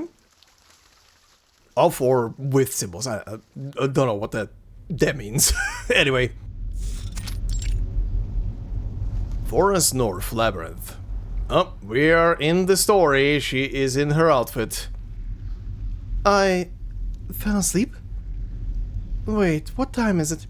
I have to go and see Miss Hunting. Okay, she fell asleep and drifted into her own story, great. In the forest, the trees sway in perfect rhythm. Their movements are so eerily human that I almost feel choreographed. I know this dance. It's a tango. She has once seen this firing dance before. Whoever's behind those trees, come out. I know you're watching me. At last you have returned, Recoleta. We've waited a century to see you once more. Who are you? Why are you hiding in the shadows? Step forward so I can see your face. Otherwise, don't blame me if I'm a little curt. There is no face to see, child. I am but a shadow, a reflection cast from the depths of your mind. Okay. The very clouded voice becomes clear. A reflection of my mind? You mean I'm dreaming? What the hell is numb? Okay, what is that image? Yes, this is your inner world, an intricate labyrinth of symbols built by your very self. Labyrinth of Symbols? That's a nice name. Kinda like the Templo of Metafora. Same kinda thing. Thanks, stranger. I think I just found the name for chapter 2. But wait, you're saying these swaying ghostly trees are all part of a greater symbol? Sharp as ever. Each tree here represents a symbol you once carefully cultivated. What's wrong with them? Don't tell me they're actually dancing. Not long ago, this labyrinth fell into disorder. Now every tree is caught in this restless, unsteady sway. This is the source of your insomnia. You waited here just to tell me this? I am here to guard over the farthest reaches of the north. This place is so cold and indifferent that it numbs all who enter. And you have touched the boundary I watch over. I'm too tired. I must leave. Goodbye, Recoleta. And heed my final advice. Do not believe a word it says. Advice? Who's it? Good question. Oh, this again. The tortoise walks, yeah. I understand you all too well. Oh. Okay, that was an excerpt from the previous book. But interesting, it didn't stay in the log. Huh. Okay. I also threw myself into the fire without a moment's hesitation. Recoleta speaks to herself, a sadness creeping over her. She never got the chance to say goodbye, but now she has to move forward or she'll be trapped in this labyrinth forever.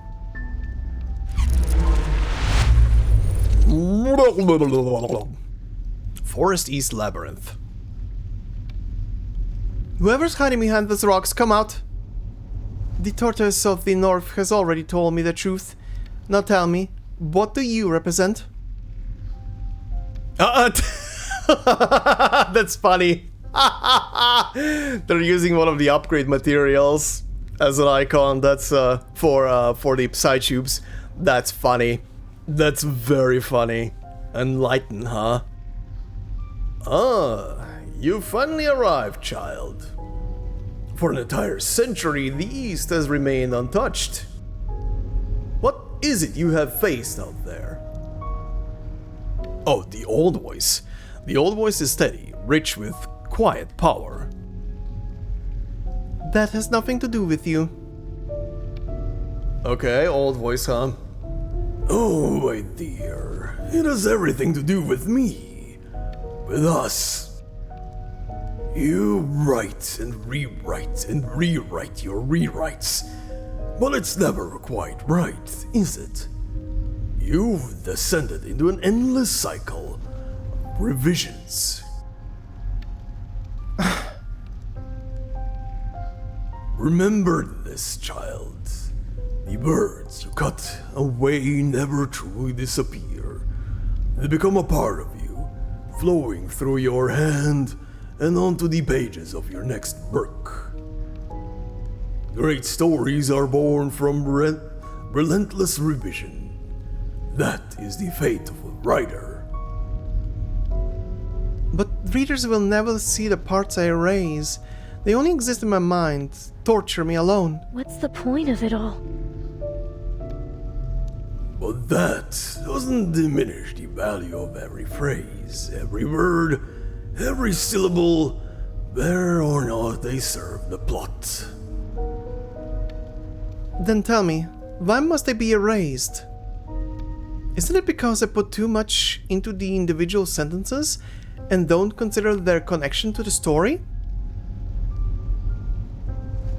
That is of no matter, child. What matters is, you are afraid you are the one who killed the cattle, are you not? Huh? But you simply set them free. Do you remember now? In the world you created, the cowhand has no need to herd, and the cattle have no need to graze. You provided them the freedom to chase the stars. Okay, I think I'm starting to get it. Either this whole thing is talking about what happened at the prison, because that is definitely haunting her, or we're talking about the previous story that was present in the chapter, and she letting go of it. Maybe? Even if my cowboy becomes a detective, even if he's doomed to walk a tragic path, is that something I have to accept? Of course. Right is to leave the traces of life in the hearts of the readers. A tale of beauty, joy, and miracles must also carry the scars of trauma and conflict. For a writer not to suffer the same scars as the readers would be unjust. No, I don't believe you. Do you really think that will make me feel better? I've told myself the same thing 1,000 times before, and in the end it never meant anything. The old voice hesitates. There is a tinge of resignation behind it. Words have no power. Only experience can convince a person. I will leave this place, as you wish. It cannot be accomplished in one night. Everything that you are about to experience will give you the strength to go forth. At the very least, heed this advice. If ever you are to reach the Southland Forest, do not believe a single word it says. Remember that, child.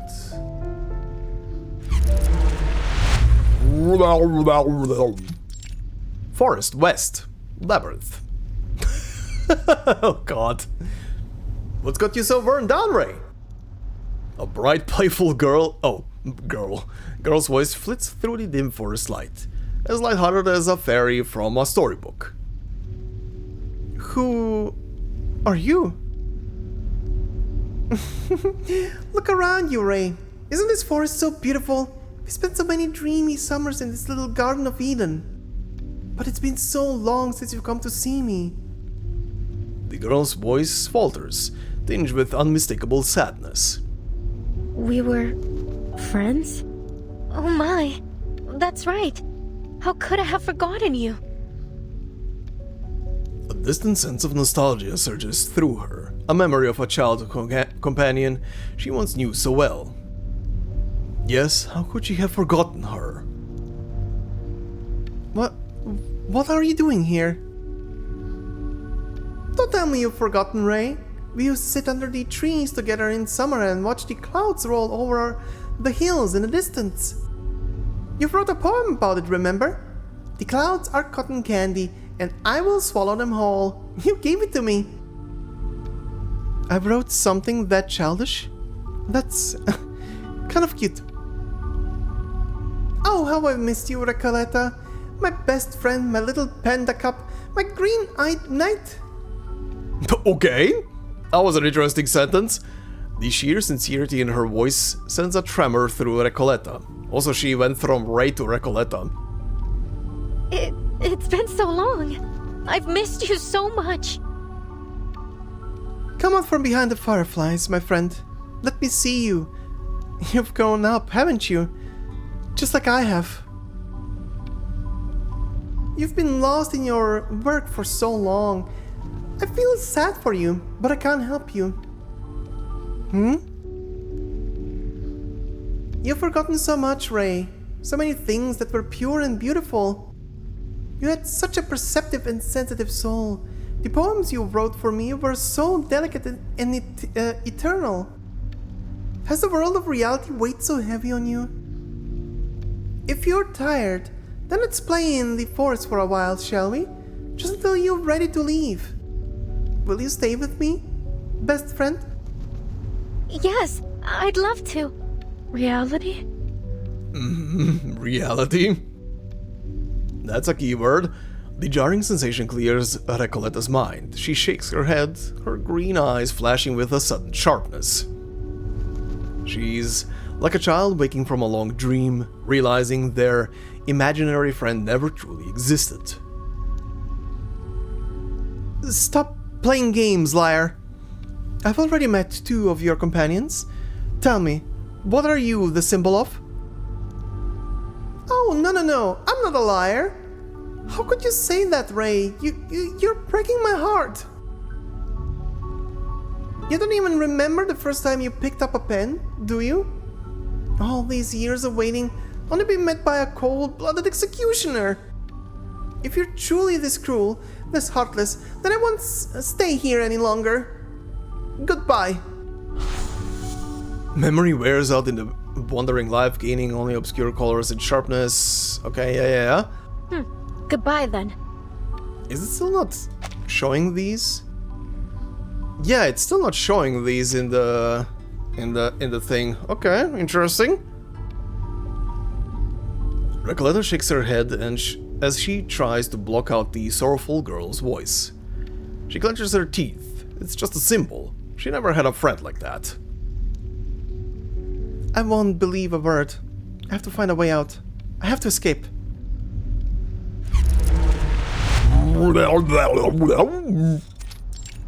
Okay, south. What's waiting here? Through the pain and confusion, Recoleta stumbles forward. The crunch of fallen leaves and snapping of branches echoing beneath her steps. But under the siege of exhaustion, she collapses. As she lies on the damp earth, her head throbbing, she closes her eyes. When she raises her head again, a pitch-black cave stands before her.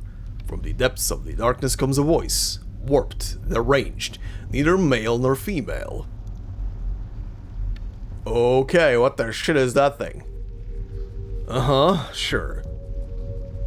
At last we meet. Our most magnificent rider, welcome to the Southern Forest. My 3 dear friends, I hear have spoken quite a bit of ill about me. No, I won't listen to you. All of you are liars. This is a paradox. A chaotic paradox box. Pandora's box. If the others lie, then surely I am the one to tell the truth. Who is it who truly deceives you? You're the last one, aren't you? What exactly do you represent? I am the black hole in your heart. That shadowy palace where all your desires faster. Anxiety is a poison, it seeps into your words, warping their taste. Why do you have to speak like that? It's unbearable. I can smell it. The stench of doubt laced in your hurried breath. You are a proud, self-absorbed, grandiose rider. Listen to yourself. Go back. Go back to where you belong. Damn it. I don't have time for this. I have to go back. Recoleta pushes herself up, the pain in her head gone, her body brimming with energy. Then she freezes in confusion. For someone like you, growth may very well be a crime. You should have been nothing but a beast in nurture, untamed, unyielding. I have to go. Go back, but... to where? What am I going back for again? You will never escape from that sorrowful, secretive, ceaselessly murmuring scene. Literature is not merely a refuge of kindness and warmth, it is also a sanctuary for resentment and spite. Why do I have to go back? I belong to the fictional world. I am fiction. Our mission is complete. This symbolic labyrinth is now entirely in your hands. Farewell. Soft is breathing, itchy as allergy and hysteria rub twisted tangled. The labyrinth falls into an irreversible collapse. Recoleta's eyes are vacant. Okay. Well now, a writer must have a relentless desire. A writer must have enduring resilience. A writer must have an innate perception. A writer must have unshakable arrogance.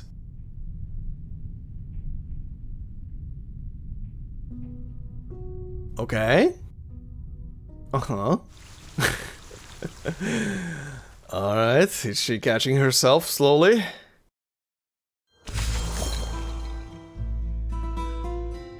Okay, stage 10, Fable of the Failure. Okay, stage 11 is the last one with second to last one with a name. Let's see if the last one is also gonna have a cutscene. I'm really wondering now. Okay, Fable of the Failure, huh?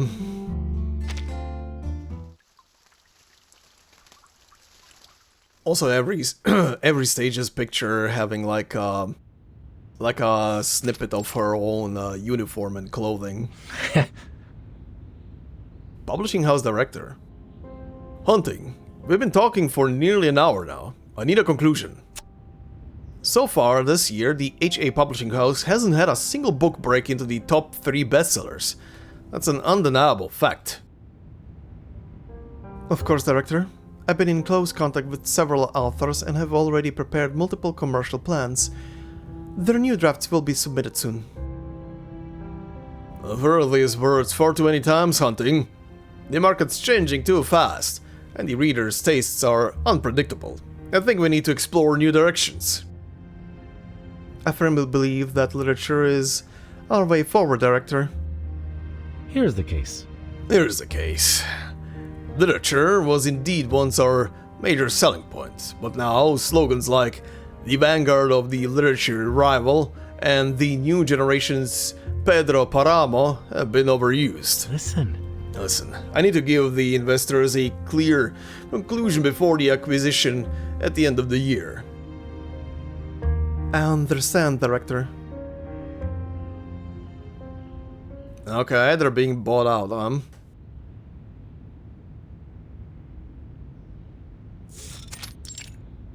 Okay, still in the editor's office. Long time no see, Miss Hunting. How have you been? Recoleta? Where have you been? I asked after you at the cafe, but no one knew your address. They said that they've barely seen you since you quit. Ah, yes, I'm sorry for missing so many appointments. But please believe me, I had to take the time to reconstruct the symbolic forest labyrinth. Forest? What forest? More importantly, have you finished your outline of Chapter 2? Let me remind you that this month... No, there's no need for an outline. The symbolic forest is the name of Chapter 2. I've already completed it. She pulls a thick manuscript from under her cloak. Fortunately, it is mostly untouched by the rain. A relieved smile comes across Hunting's face. This is probably the best news I've had all month. You're almost writing like a professional author now, Recoleta. Alright, then let me take a look. How did our Cowboy and Coachman travel from the temple to a forest? Hunting flips to the first page of the manuscript. Silence hushes over them. The soft scratch of a pencil, the rustled pages, the gentle patter of rain. A sharp snap as the pencil lead breaks. A long deliberate inhale, a look of utter disappointment. This is what you're submitting? I wrote it with all my heart. Recoleta, do you know what this is?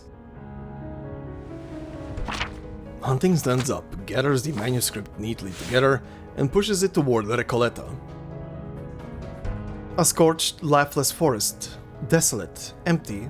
There's nothing here. You've let me down, Recoleta. Freedom of expression does not equal reckless indulgence. You've repeated every mistake I pointed out in your last manuscript. Your world is totally unwelcoming. Oh, sizzle, sizzle, sizzle. Oh, whoa, whoa, whoa, whoa. The burned ends of the electrical wires spark. Okay, what the shit is happening? Hi. Hunting's voice grows distant and countless flashing fragments emerge. Flashes of polite yet firmly rejected. Oh, this is auto-scrolling still. Uh-huh. Thank you for the vine boom in my ears. Flashes of polite yet firmly rejected letters. Seek their approval. Flashes of faces filled with prejudice and indifference. Flashes of scenes repeated over and over again. Every one wounding her heart a little more. Why should I seek their approval? I've never truly been accepted by those who view literature with prejudice and misunderstanding. Enough. That's your problem to deal with. It's not my place to get involved. What do you mean it's not your place to get involved? You've been involving yourself a lot. But I can't help you publish this kind of literature. It's totally self-indulgent. Of course, you're free to ignore my advice. You are the writer, after all. I'm just an editor. You probably said the best thing so far. You are just the editor. You are not the writer of the story. Anyway, Recoleta feels dizzy, an unnamed sense of conflict taking over her. Outside, the sky is covered in dense, impenetrable clouds, and a torrential rain is about to engulf the city. Without a word, she grabs her manuscript, stands up and runs out of the office. That hurts. Oh my god, I haven't seen this background in a while. Streets. As Recoleta runs through the rain, it gradually extinguishes the flame of defiance burning within her. As rationality returns, questions begin to claw at her.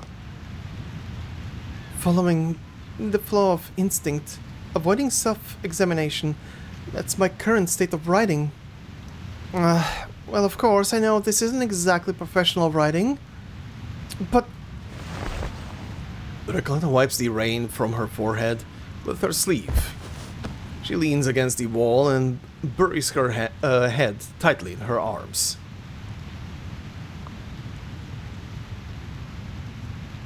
Uh-huh. Oh, here we go. Ooh, desert. Wasteland morning. The cool air is quickly replaced by a scorching heat, the raindrops becoming sweat, her clothes drying instantly. She and her words return to their original state, like a blank page untouched by ink. Also, I should mention, I think I forgot to mention at the beginning, if there's any kind of buzzing under my voice that you can hear, it's warm and the AC is currently on. So, apologies.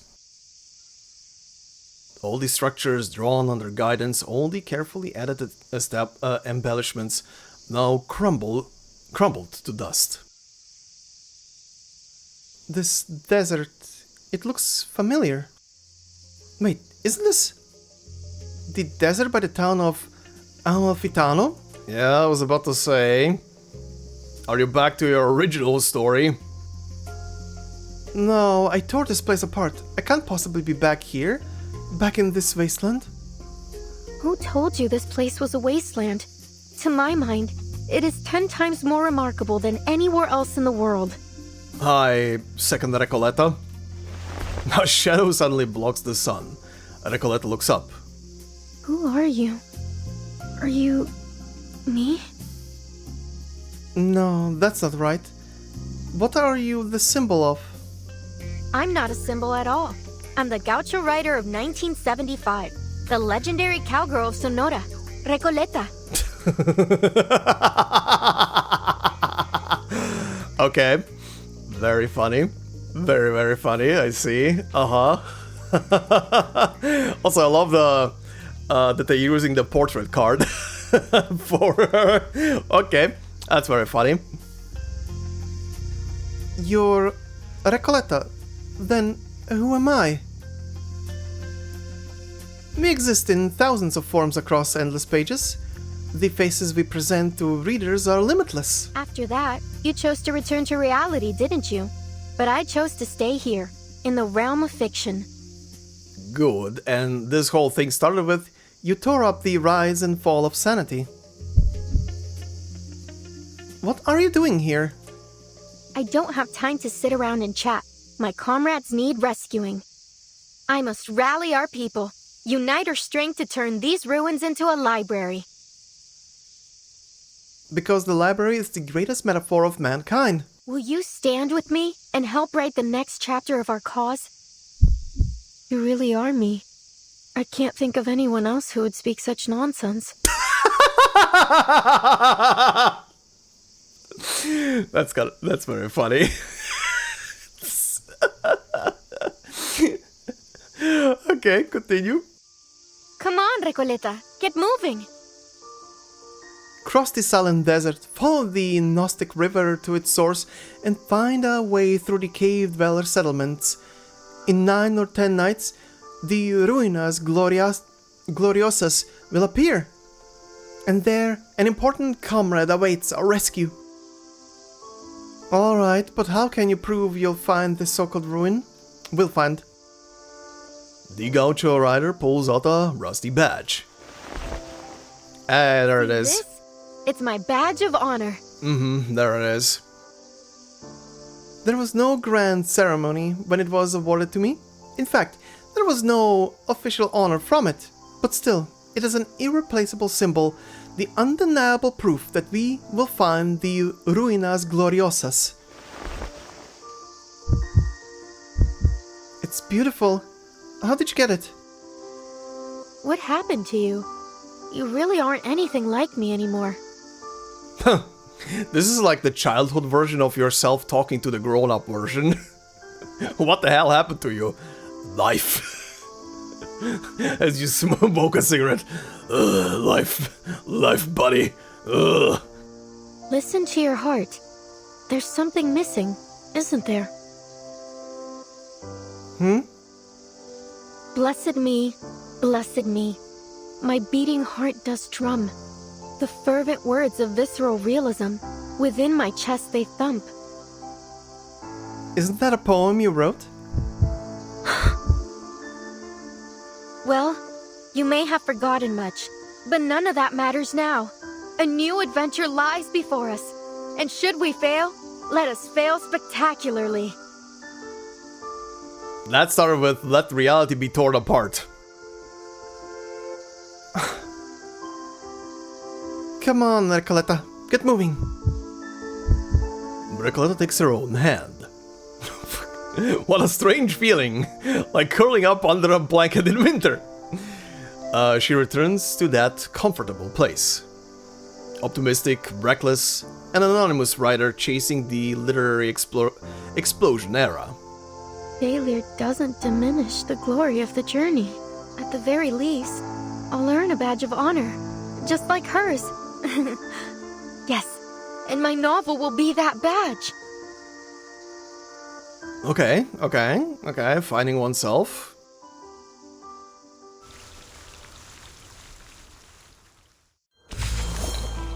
Going back to our roots, I guess.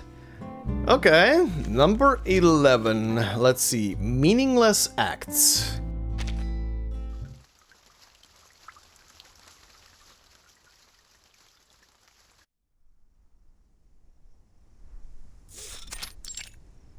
Okay, corridor to publishing house.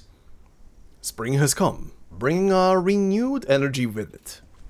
Recoleta, her heartbeat thumping in her ears, steps into the publishing house building.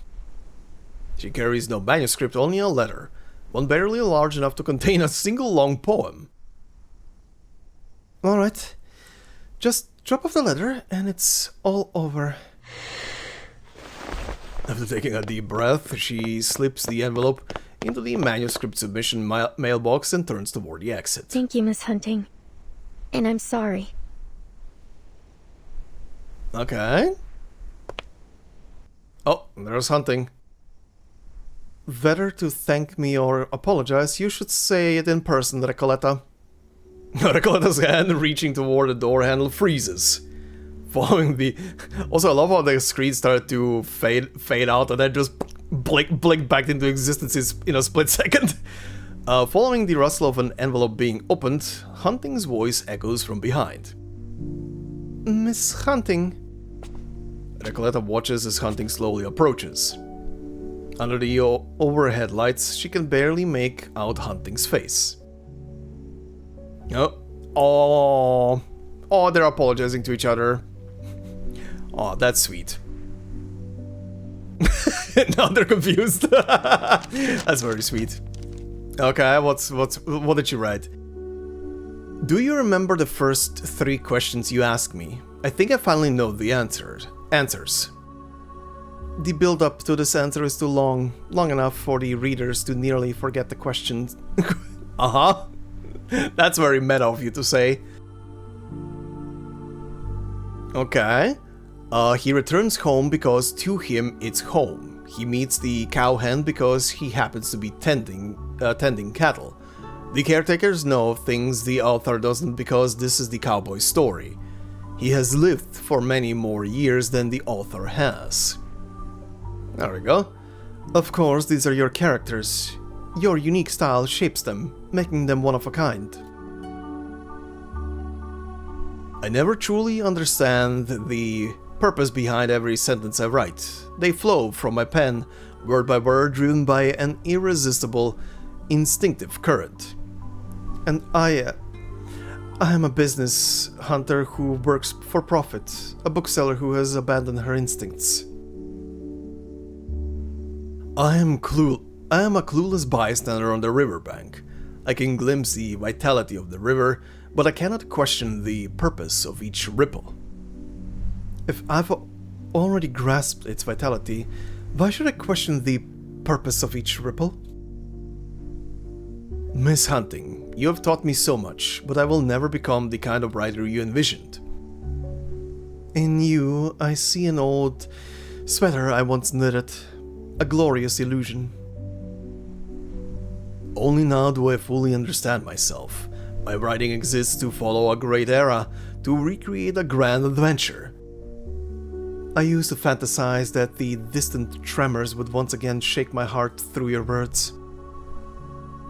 My writing exists to follow my selfish desires. And this unrealistic fantasy is also my selfish desire.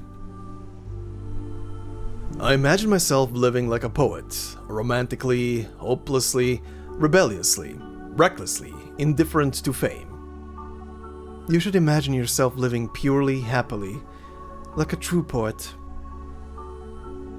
Bless me, my beating heart does drum. The fervent words of visceral realism within my chest they thump. Grow wildly, cast aside the damned pursuit of fame, and live recklessly.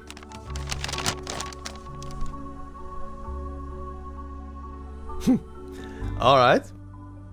And write. Write and write and write. It's been an honor to know you, Recoleta.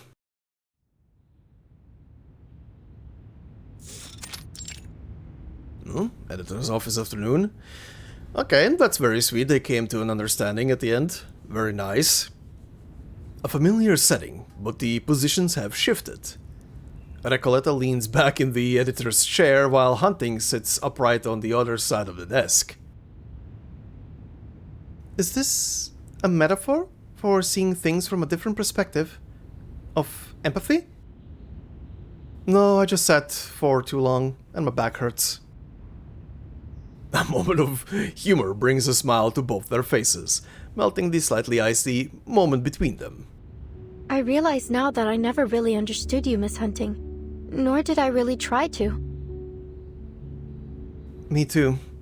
I never truly tried to understand what you truly thought. So we're even. But if you'll listen, I'll tell you a story. A story about a young woman born during the literally explosion area.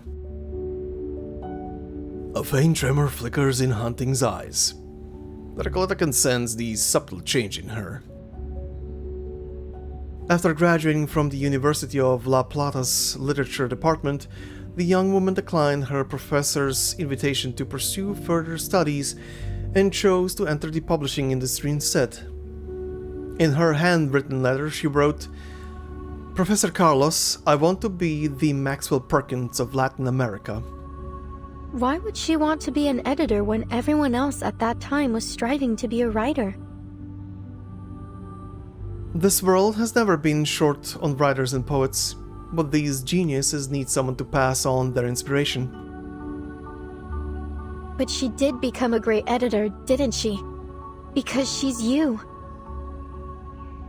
No, she didn't become a great editor. She became a shrewd merchant. You know, I've always worried that I would distort your work. Maybe the first version was already the best. Who could really say? This is the eternal dilemma and ultimate question of an editor. It haunts me at night. In those moments, I feel like I'm the prey. Don't get me wrong. I still think it's great when the books I edit are adapted into films, but I can't forget that they began as literature. Literature is eternal. It's irreplaceable. Words rush into Recoleta's mind. Discussions about revisions, debates about literature, insights into life. They wash over her like a rushing river. I have an idea. A good one, I promise. Even though I've given up on publishing my novel, I promise you I will finish it. Would you help me finish my novel? Not as an editor, but as a friend? Aww, that's sweet. Recoleta knows this might be a meaningless act. Of course. It's a deal. It would be my honor, Recoleta. Let's complete this work together.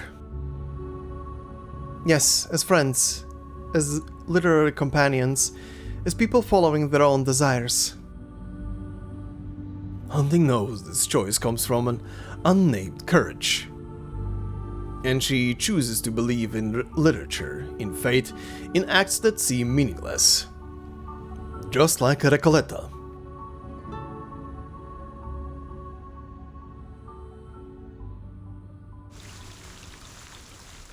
Okay, and that's where the cutscene ends, so... Is the thing all the way at the end gonna be another cutscene? Cause stage 12 is another memory game. Let's see. Holy hell, this is a huge field. What the shit was... Oh my god, that's a lot of stuff. On all the numbered rounds, gain 1 stack of shield. Oh god, shield. Great. That's great.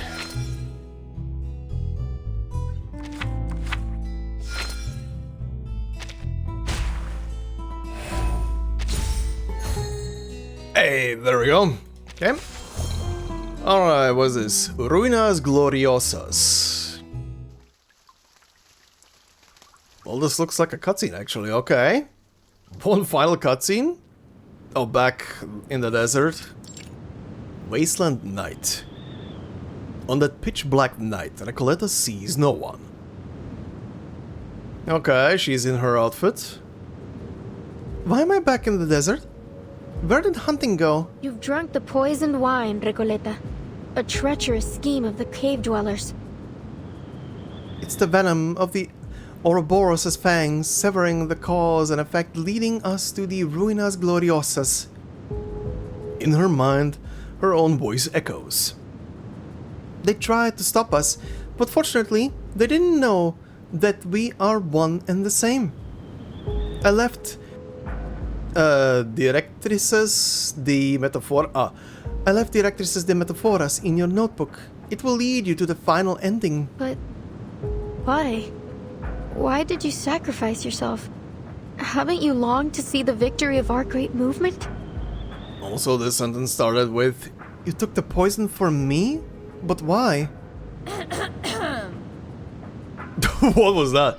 No more questions. It was a necessary sacrifice. I did it for us. Now go. Save our comrades and see this journey through to the very end. I understand now.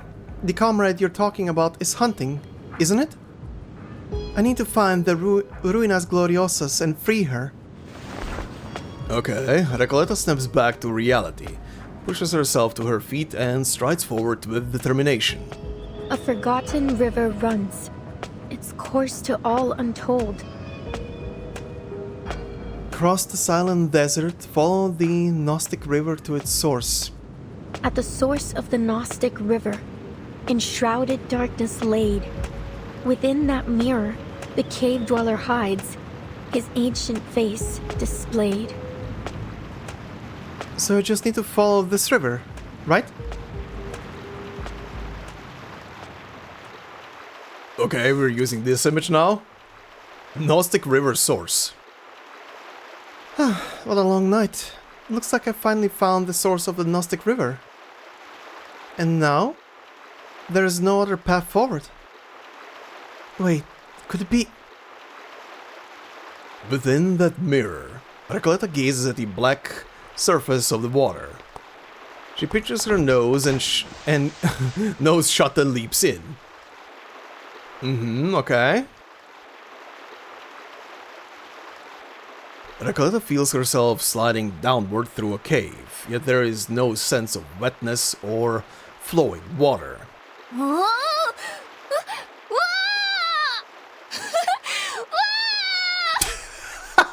She's having fun. This is actually kind of fun! Uh-huh, sure. Oh, now we're in this. in this background. The good old cave background. She lands in a misty, damp cavern. Tread lightly. Do not disturb those shadowed tribal dwellers. Their language is as unyielding as stone, their gaze as deep as caverns. The cave dwellers. Are they those figures wandering around? Can they really see me? Their eyes look completely vacant. Maybe I don't need to hide at all. Oh god. Grant me mortality. Grant me glory. Stay away from me! Recoleta takes off running, ignoring everything as she sprints forward. After passing through countless identical caves, Recoleta finally stops to listen. No footsteps, only the sound of an inexplicable underground wind. Finally lost him. That wasn't so bad. The 9th and 10th time darkness falls, Las Ruinas Gloriosas shall appear to mark the journey's end. In ruin glory and radiance clear. So, am I supposed to sleep down here for over a week to unlock the next puzzle? Wait, I see. This is a puzzle too. This place is still lit. So, to make darkness fall, I need to extinguish all these braziers. The flames instantly go out, as if responding directly to Recoleta's thoughts. Alright, one more. On to the next cave.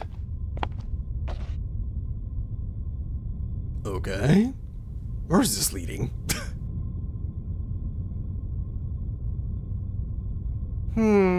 If my count is right, this should be the 10th cave. There is no path ahead, only a thick grey mist. To mark the journey's end. So that mist must be it? I see. I need to complete the 9th and 10th time to reach the 10th night. Oh, okay. But 9th and 10th? What does that even mean? What if I extinguish the last fire in this 10th cave? Recoleta sits cross-legged, staring at the final brazier. After a long pause, she suddenly laughs, then picks up the brazier with both hands. It must be this brazier. It marks the boundary between the 9th cave and the 10th. Wow, these metaphors and symbols really are hard to understand. I think I finally get why people struggle with my novels.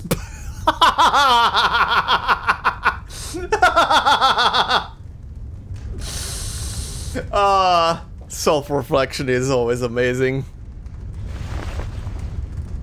With all her strength, she hurls the flames into the mist. Go! Bring forth the light!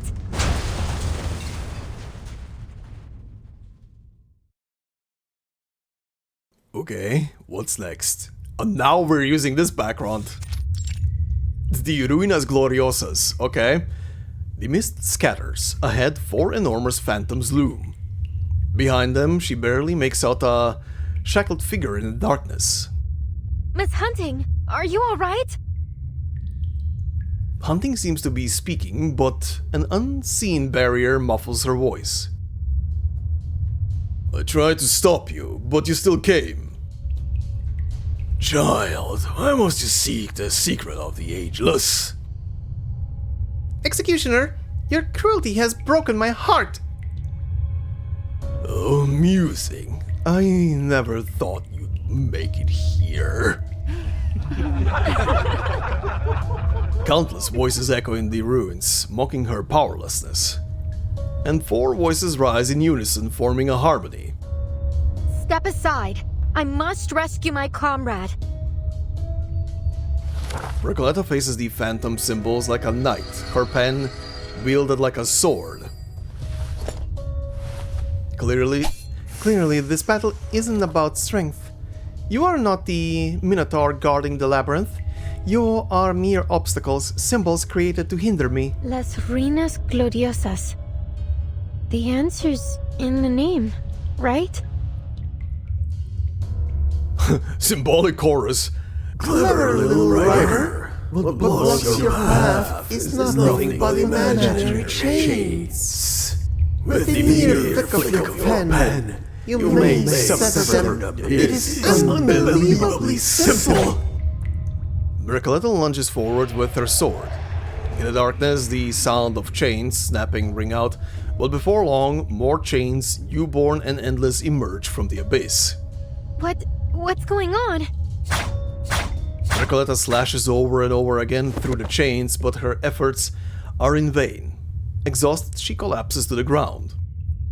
A flickering shadow catches the corner of her eye. It's Hunting, off in the distance. What is she doing? Hunting has abandoned words. She raises both hands above her head, outlining a rectangle. A rectangle? What's this supposed to mean? Hunting makes a motion as if embracing something, tracing the shape of the rectangle repeatedly in the air. A pillar? Wait, the pillar from before! We are actually doing the thing with the pillar? The pillar has meaning! Okay. It's the pillar del Templo de la Metafora. The pillar was Chekhov's gun in the story, okay? The MacGuffin. The MacGuffin? Yes. In crook stories, it is almost always the necklace. Those quoted words strike Recoleta like lightning in a spring storm. Yes, a necklace, a chain, just like the Templo de Metafora.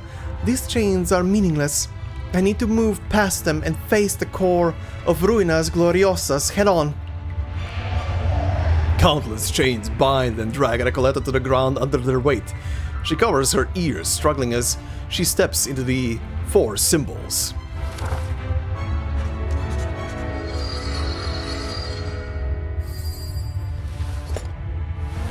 East, west, south, north. Recoleta swings her sword in all 4 directions. With each strike she bears the weight of 1,000 chains. The twisted laughter fades, exhaustion and relief wash over her, and she collapses to the ground. Her eyelids feel unbearably heavy. Hunting's voice grows distant.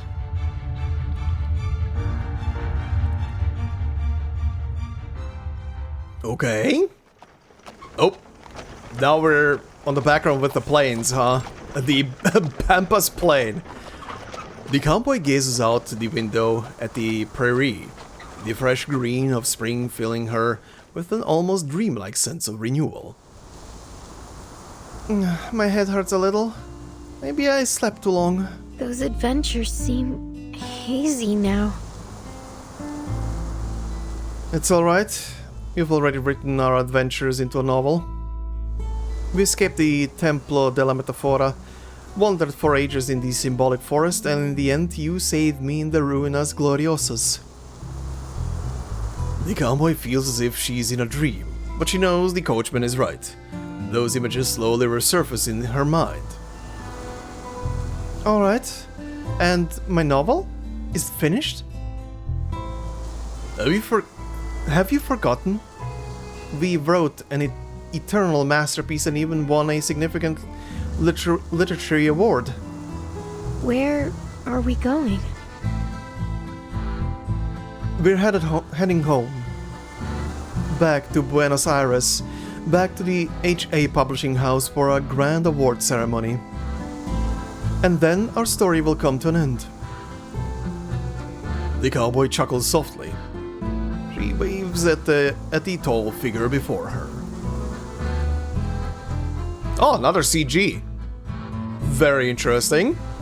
Usually these have like 1 at most. As the carriage jostles forward, she throws open the door and leaps into the golden light of the sun. Goodbye, Miss Hunting. Publishing novels, receiving awards. None of that matters to me anymore. There's a whole beautiful world before me. Shouldn't I live like a poet and go out and experience its wonders under the glorious radiance of Apollo?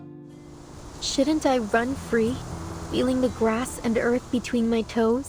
After all, the story is far from over. Send Blue Book.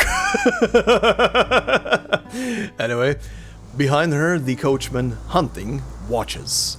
Relief and longing coloring her face. She waves at the soaring figure of freedom. You're as careless as ever, Recoleta. You forgot that, in the story, you're supposed to call me Coachman. But none of that matters now. Go, Recoleta. Like an invincible warrior, like a falcon soaring free, like a fearless guacho knight, go forth and conquer the boundless Pampas plain. Good luck, rebellious, nameless rider who scorns fame and disregards all else. Blessed me, my beating heart does drum. The fervent words of visceral realism, within my chest they thump. Come on home, spirits of the past.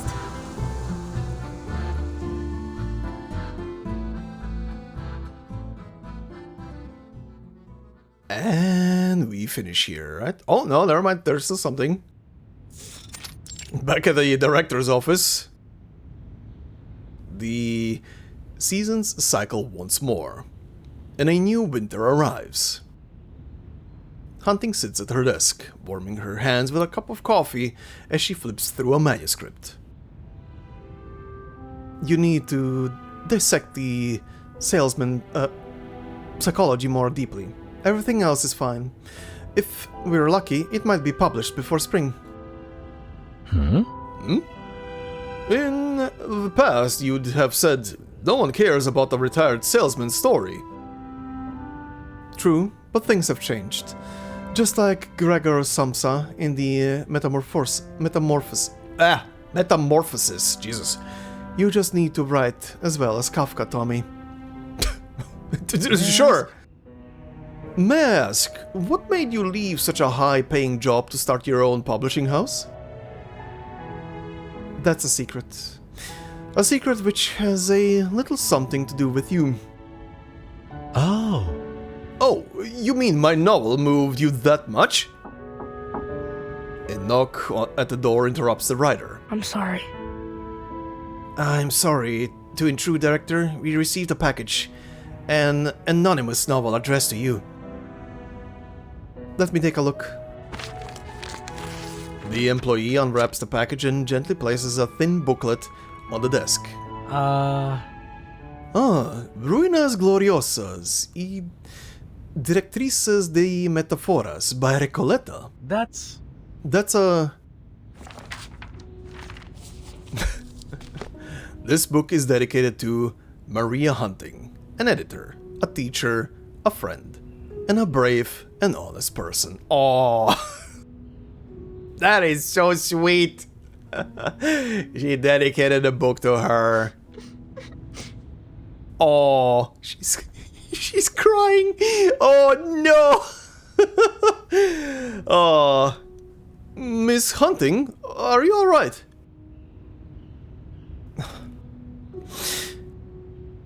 She put the dedication in the preface. Looks like she still remembers my advice. Aww.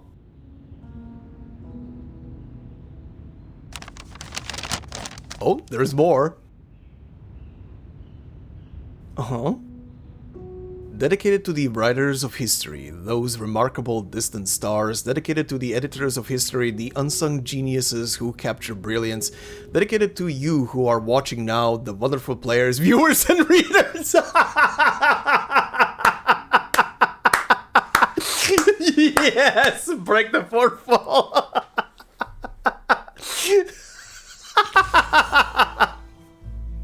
Okay, that was a beautiful way to end that. You fucks. They had to do it. They had to do it in the last sentence. They had to do it in the last sentence and break the fourth wall one more proper time, right? Okay, but we're obviously not done yet. As always, it is time to take a look at the character voice lines, the story stuff, and the items, and then take a look at the trailer for Recoleta, because that's also something I haven't seen yet. So let's do those things. Okay, before we start on this, as I'm filming this last portion here, I literally just poked my head over to the Discord to see what's happening over there, and our buddy K-Rider left a message that I'm I guess free to check out the Enigma story. It's live right now, which is nice. Apparently it's very short. Apparently it's only 14 stages? Yeah, okay, you know what? My original plan was to make the whole thing into 2 parts. I think it's just gonna be a single part for the entire story then. Just gonna record in one single afternoon, and we're gonna call it with that then there. Okay, yeah, this patch is very short then. What the hell? That's kinda interesting. But okay, I guess next episode after this one is gonna be a single episode, the entirety of the current patch story, aka the Enigma story, aka the continuation of Pre-Storm Protocol, whatever the fuck. We'll see. And then we do Enigma story, and then we do main story again. That's the plan. Anyway, back to Recoleta. So, let's see. Recoleta. An Arcanist artwork. Exhibited in the 1990s, duration of exhibition unknown. Okay, I was kind of right. They're not gonna give us an age, because that's kind of hard to guess with her. Created in winter on the 15th of... Wait. What? What do you mean winter? What do you mean 15th of July? Huh? What? Are we talking Australian winter or something? What are we... What? Are we talking about the Southern Hemisphere here? Actually, yeah, that would make sense, right? Southern Hemisphere is flipped with the seasons and stuff, isn't it? Created in winter on the 15th of July. Okay, I guess that makes sense. Originally exhibited in Santiago, Chile, later toured across Latin America. That she actually did. Okay, medium, visceral realism, of course. Inspired Ghosts of the Past, mineral. Literary symbolism. Fragrance notes. Fruity floral. Ink. Cattail. Iris. Labdamon? Cinnamon. Sure, she's a cinnamon bun. Let's go with that. Alright, voice lines. Some of your voice lines I know, but I definitely have not heard any of the other ones outside of, like, lobby stuff and battle stuff. Let's see, first encounter. Fabuloso. Now I have an experience even more noteworthy than spending 2 weeks hiding out in a university bathroom, being carried around in a suitcase.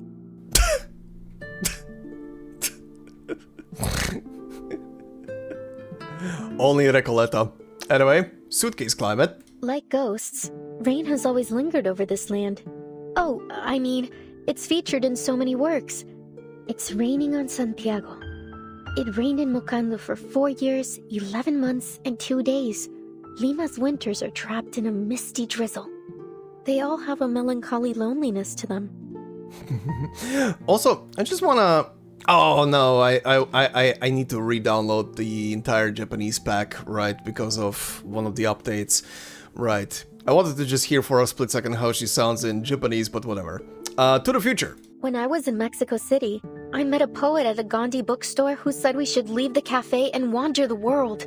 He told me that the most important thing isn't to write poetry, but to live the life of a poet. After that, I got it in my head that I'd become some kind of gunslinging cowboy.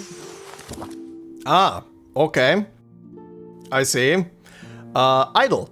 Oh, it's nothing. I just have this creeping feeling that we're still trapped in a ghost town. Or aboard a foolish ship, drifting eternally in restless waters. I suppose this feeling won't fade easily, will it?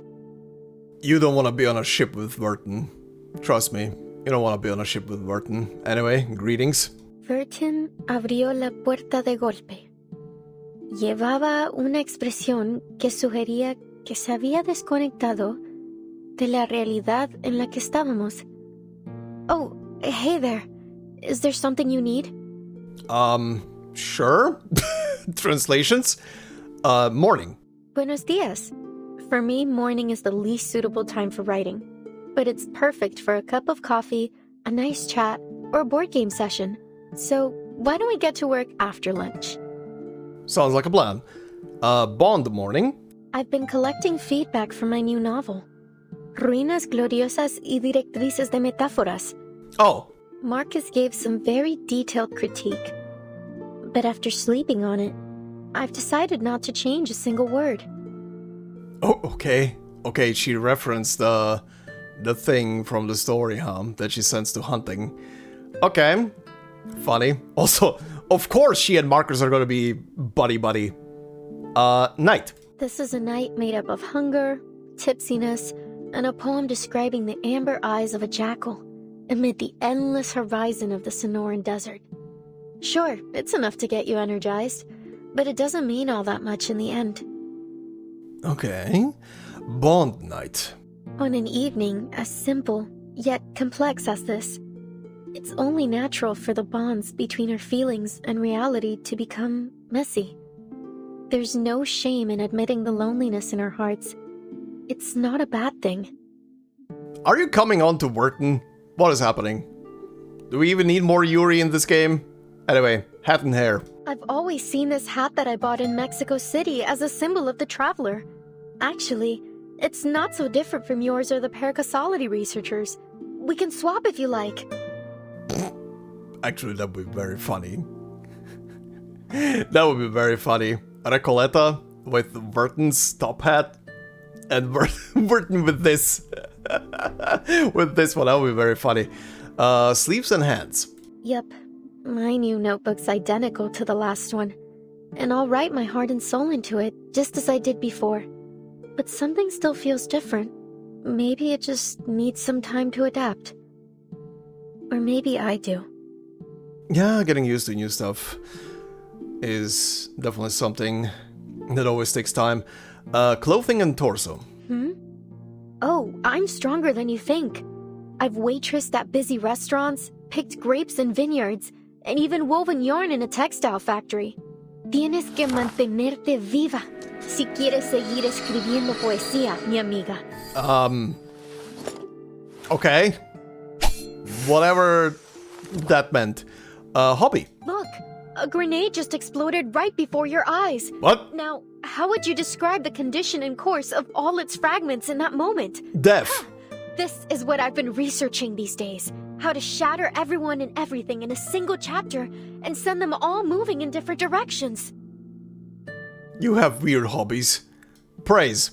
I'm still not sure what kind of person Vertin should be in my new story. No matter how I write her, it always feels like there's something missing. Oh, actually, I'm liking this direction. The origin of all regret. Yes. Okay. Recoleta, are you spoiling me on something? Anyway, intimacy? I'll never forget La Cuerda Blanca magazine. Even though I never received the issue with my short story in it. The publisher went under 6 months later, you see. Still, I heard that issue sold a whopping 80 copies. 80 copies? Okay. Okay. Why did it immediately remind me of like when you start off on YouTube and you publish a video and you see like, holy shit, 50 views? Success! Oh, I feel called out. Anyway, where were we? Chit Chat 1. We met in cafes, moved from group to group, wandered from Cuernavaca to Buenos Aires, and bet everything on literature. Because we believed visceral realism would one day change Latin America. Chit Chat 2. First drafts are the worst, but at the same time, the most perfect. They perfectly reflect the rawest essence of the author. From chaotic plots and turbulent lives to peculiar compositions and indescribable emotions. It's all right there in the first draft. I will not lie. The first sentence, which was... First drafts are the worst, but at the same time... I heard first draft and the only thing I heard in my head was... First draft, fuck you, Hemingway! Sorry. Whoever gets that reference, you get a cookie. Monologue. Gifted books whose pages never got the knife. Magazine publishers who are cursed to bankruptcy. I've seen my fair share of both. So, yeah.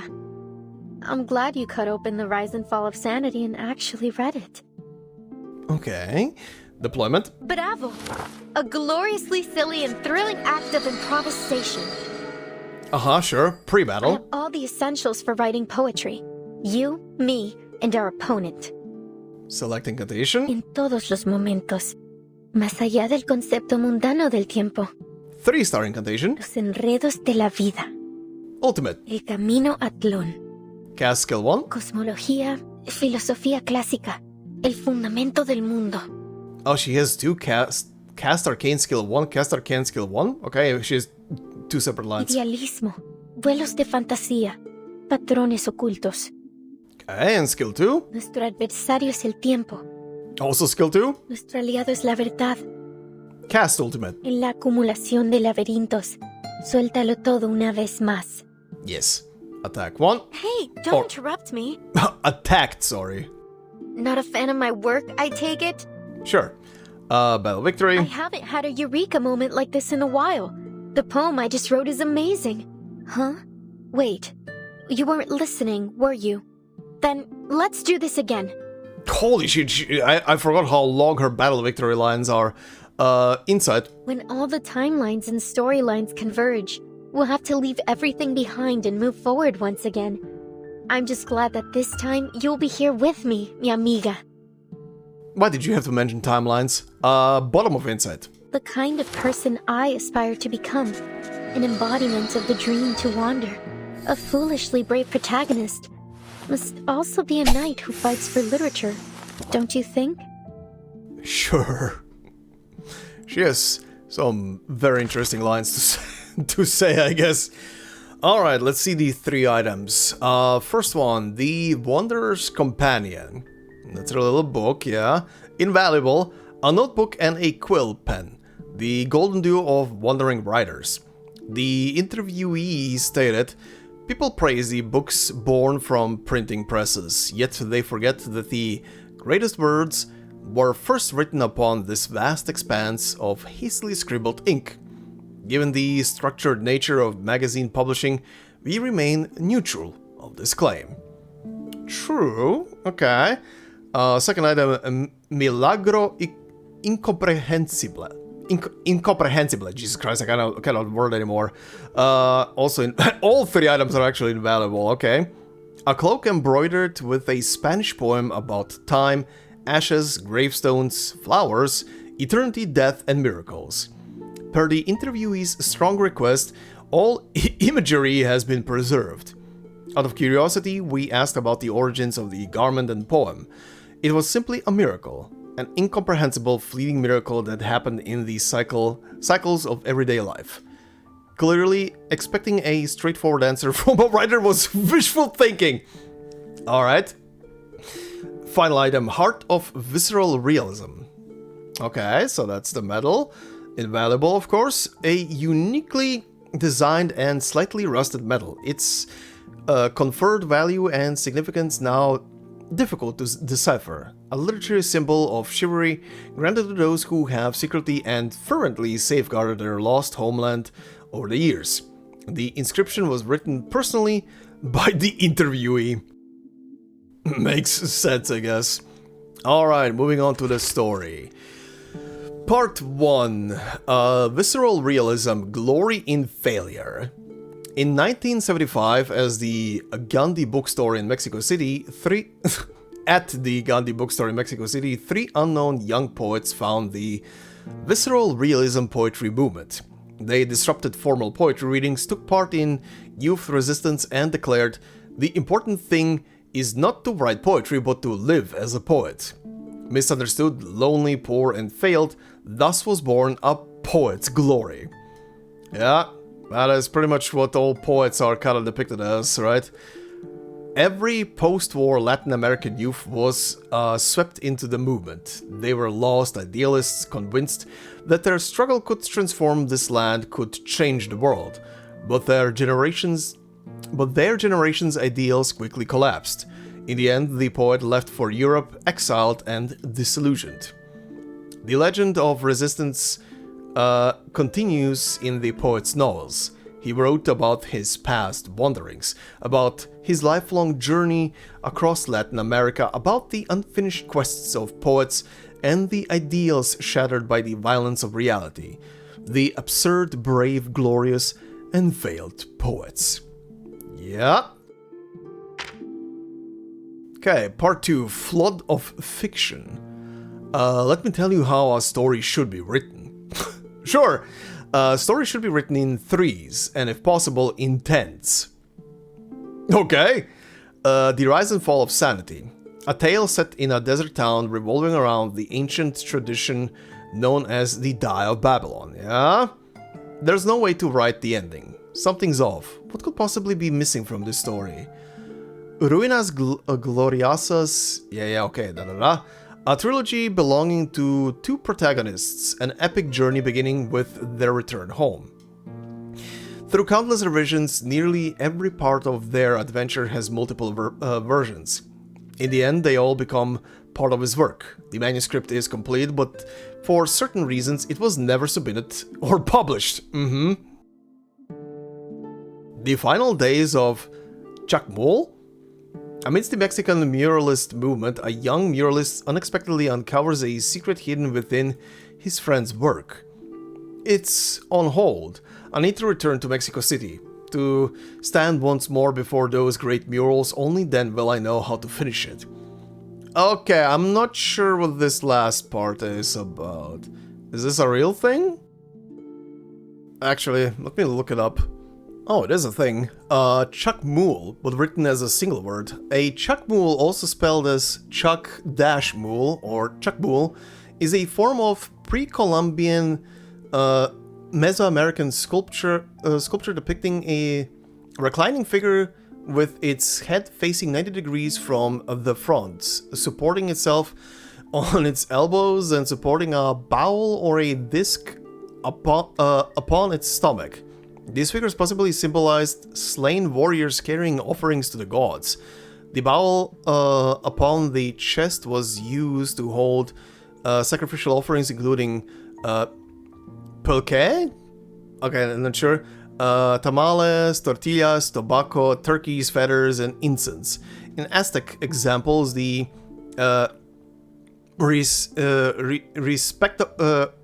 receptacle. Sorry, the receptacle is a huachicali, a stone bowl to receive sacrificed human hearts. Oh, those. Okay. Chacmuls were often associated with sacrificial stones or thrones. The Chacmul form of sculpture first appeared around the 9th century AD in the Valley of Mexico and the northern Yucatan Peninsula. Okay. So what did this say again? Amid the Mexican muralist movement, a young muralist unexpectedly uncovers a secret hidden within his friend's work. Oh, okay. That's why they mentioned muralists and stuff. Okay. Interesting. Anyway. Interview time with Pandora. Let's see. The wall is broken. The fourth wall is broken? Let's see. I love the concept of this magazine, the concept of this interview. Miss Recoleta, what do you mean? From the way it's framed to the content itself, it's steeped in symbolism and mysticism. A person can be a work of art, dead or alive. Fragrance note, dimensions, medium... She's literally going over the cover, huh? Are we intellectualizing writing or mystifying it? I imagine this is your signature Arcanist commercial style, blending market trends, public taste, and mass literature. But isn't an anti-market product still a product of the market? Have you exaggerated the interviewee's experiences? Are these legendary stories really honest interviews? Is interpreting Arcanists as art pieces a bit one-dimensional? Oh, I mean no offense. I'm just very curious about what makes an Arcanist business magazine successful. Miss Recoleta, must we really go breaking the fourth wall like this?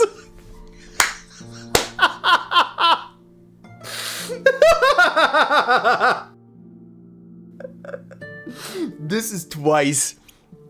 This is twice now. This is twice now. First, the story breaks the fourth wall, very deliberately, like at the very end. And now Recoleta. She's a fun little character.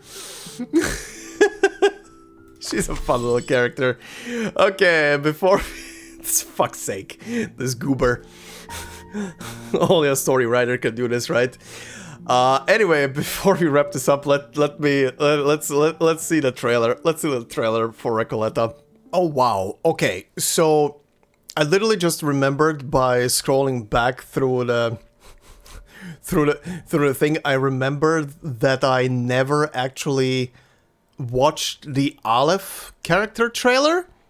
because I thought that the Aleph story that was part of the chapter was not the actual story, so I left it for when it makes a return into the menu.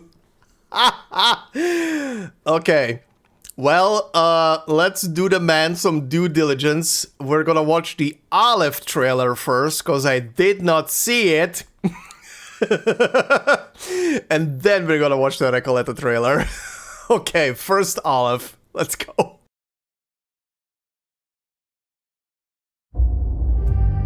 I remember. Perhaps I'm the only man on Earth who does. Good for you, buddy. Oh god, the phones. The placement of every sentence. Every crack in the wall. Every twitched nerve. The beginning of every collapse. No, let go of me. I won't believe it, Aleph. Visceral realism will not die here. It can't. Send the Aleph to Aleph. You've wasted far too much time. Escorted by Aleph.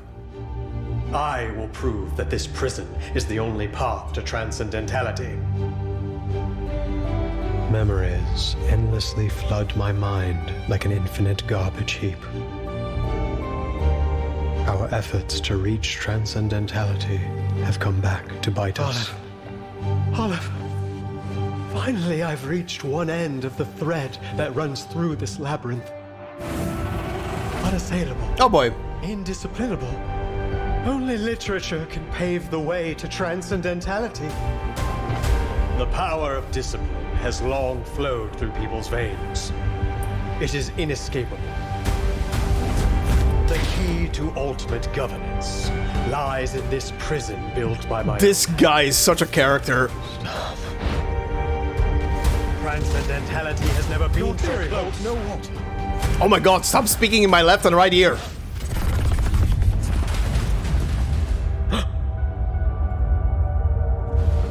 Is this the transcendentality you sought, Aleph? Sure. Welcome to 2001: A Space Odyssey, but the monolith is about to clap you. Just the foolish dream of an imprisoned soul. Boundless reality. I remember it all. The Oh. ultimate truth Okay, that looks sick. still lies beyond my reach. Natural too. What a shitty roll. You need a better die, my friend. That one is shit. Okay. That was interesting, more crazy to crazy bullshit. Okay, now we watch the Recoleta one. Okay, Recoleta, my dear, let's see what you got in your El trailer. conductor de burro asesinado está obsesionado con la primavera y sus rayos de la mañana. Okay. Demasiado brillantes. Recoleta, Recoleta, por Dios, Recoleta. Oh, Señor Boyosa, what are you doing here? You've been staring at that thread for 10 minutes. Quit all of this daydreaming and get back to work. Or is she doing a normal normal job? She's just drifting away. Writers should know how to balance her bread and her poetry. Excuse me. Miss, we'll have a bottle of your finest wine, please. Right, sir. One bottle of our finest wine coming up. Un símbolo de lujo y celebración. Perfecto para una historia.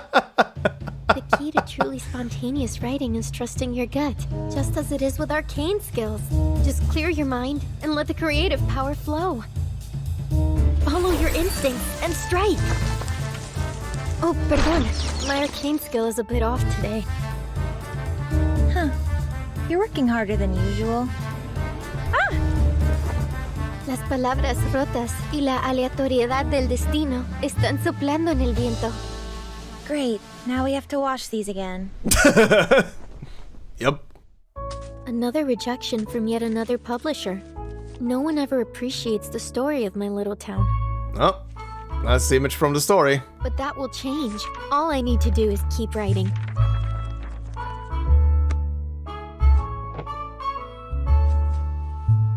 Mark Marcus, Sonetto. Oh! What are you two doing? We're tidying up the bookshelf. Oh god, the way she walked through that scene right now, that was kind of like from chapter 9, from the ending. What the fuck? What the shit? This is my novel. Oh, the rise and fall of sanity. Gracias por leerlo, mis queridos amigos. Así que esto es lo que se siente. No estar sola nunca más. Aww. No lo entendiste en absoluto, ¿verdad?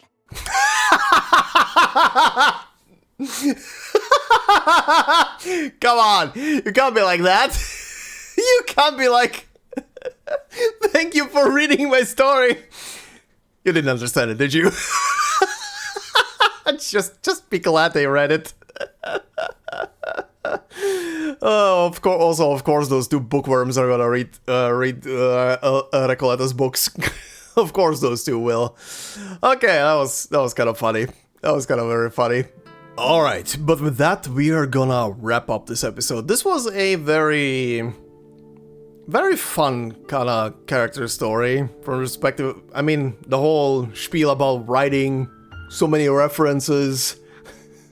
Then the whole reference about how obviously these days, like, reading books has kinda died out compared to how it was originally, but that's natural because the medium changes and everything with time, right? That is always gonna be different, but yet eerily similar, just in a different format, right? But yeah, it was overall a pretty interesting kind of little story, and we broke the fourth wall at least 2 or 3 times, so oh, the quota was met. The quota was absolutely met. But yeah, this is where we're gonna wrap up her story. And next time, like I said earlier, next time we're gonna be jumping into the current patch story, and we're gonna check out the definitely in a single sitting, we're gonna check out the entire story for the story with Enigma right now, and also do the pulls for Enigma in the next episode, just to get that out of the way as well. Because I do want him. I need to reunite him and his boyfriend. But yeah, that's gonna be for next time.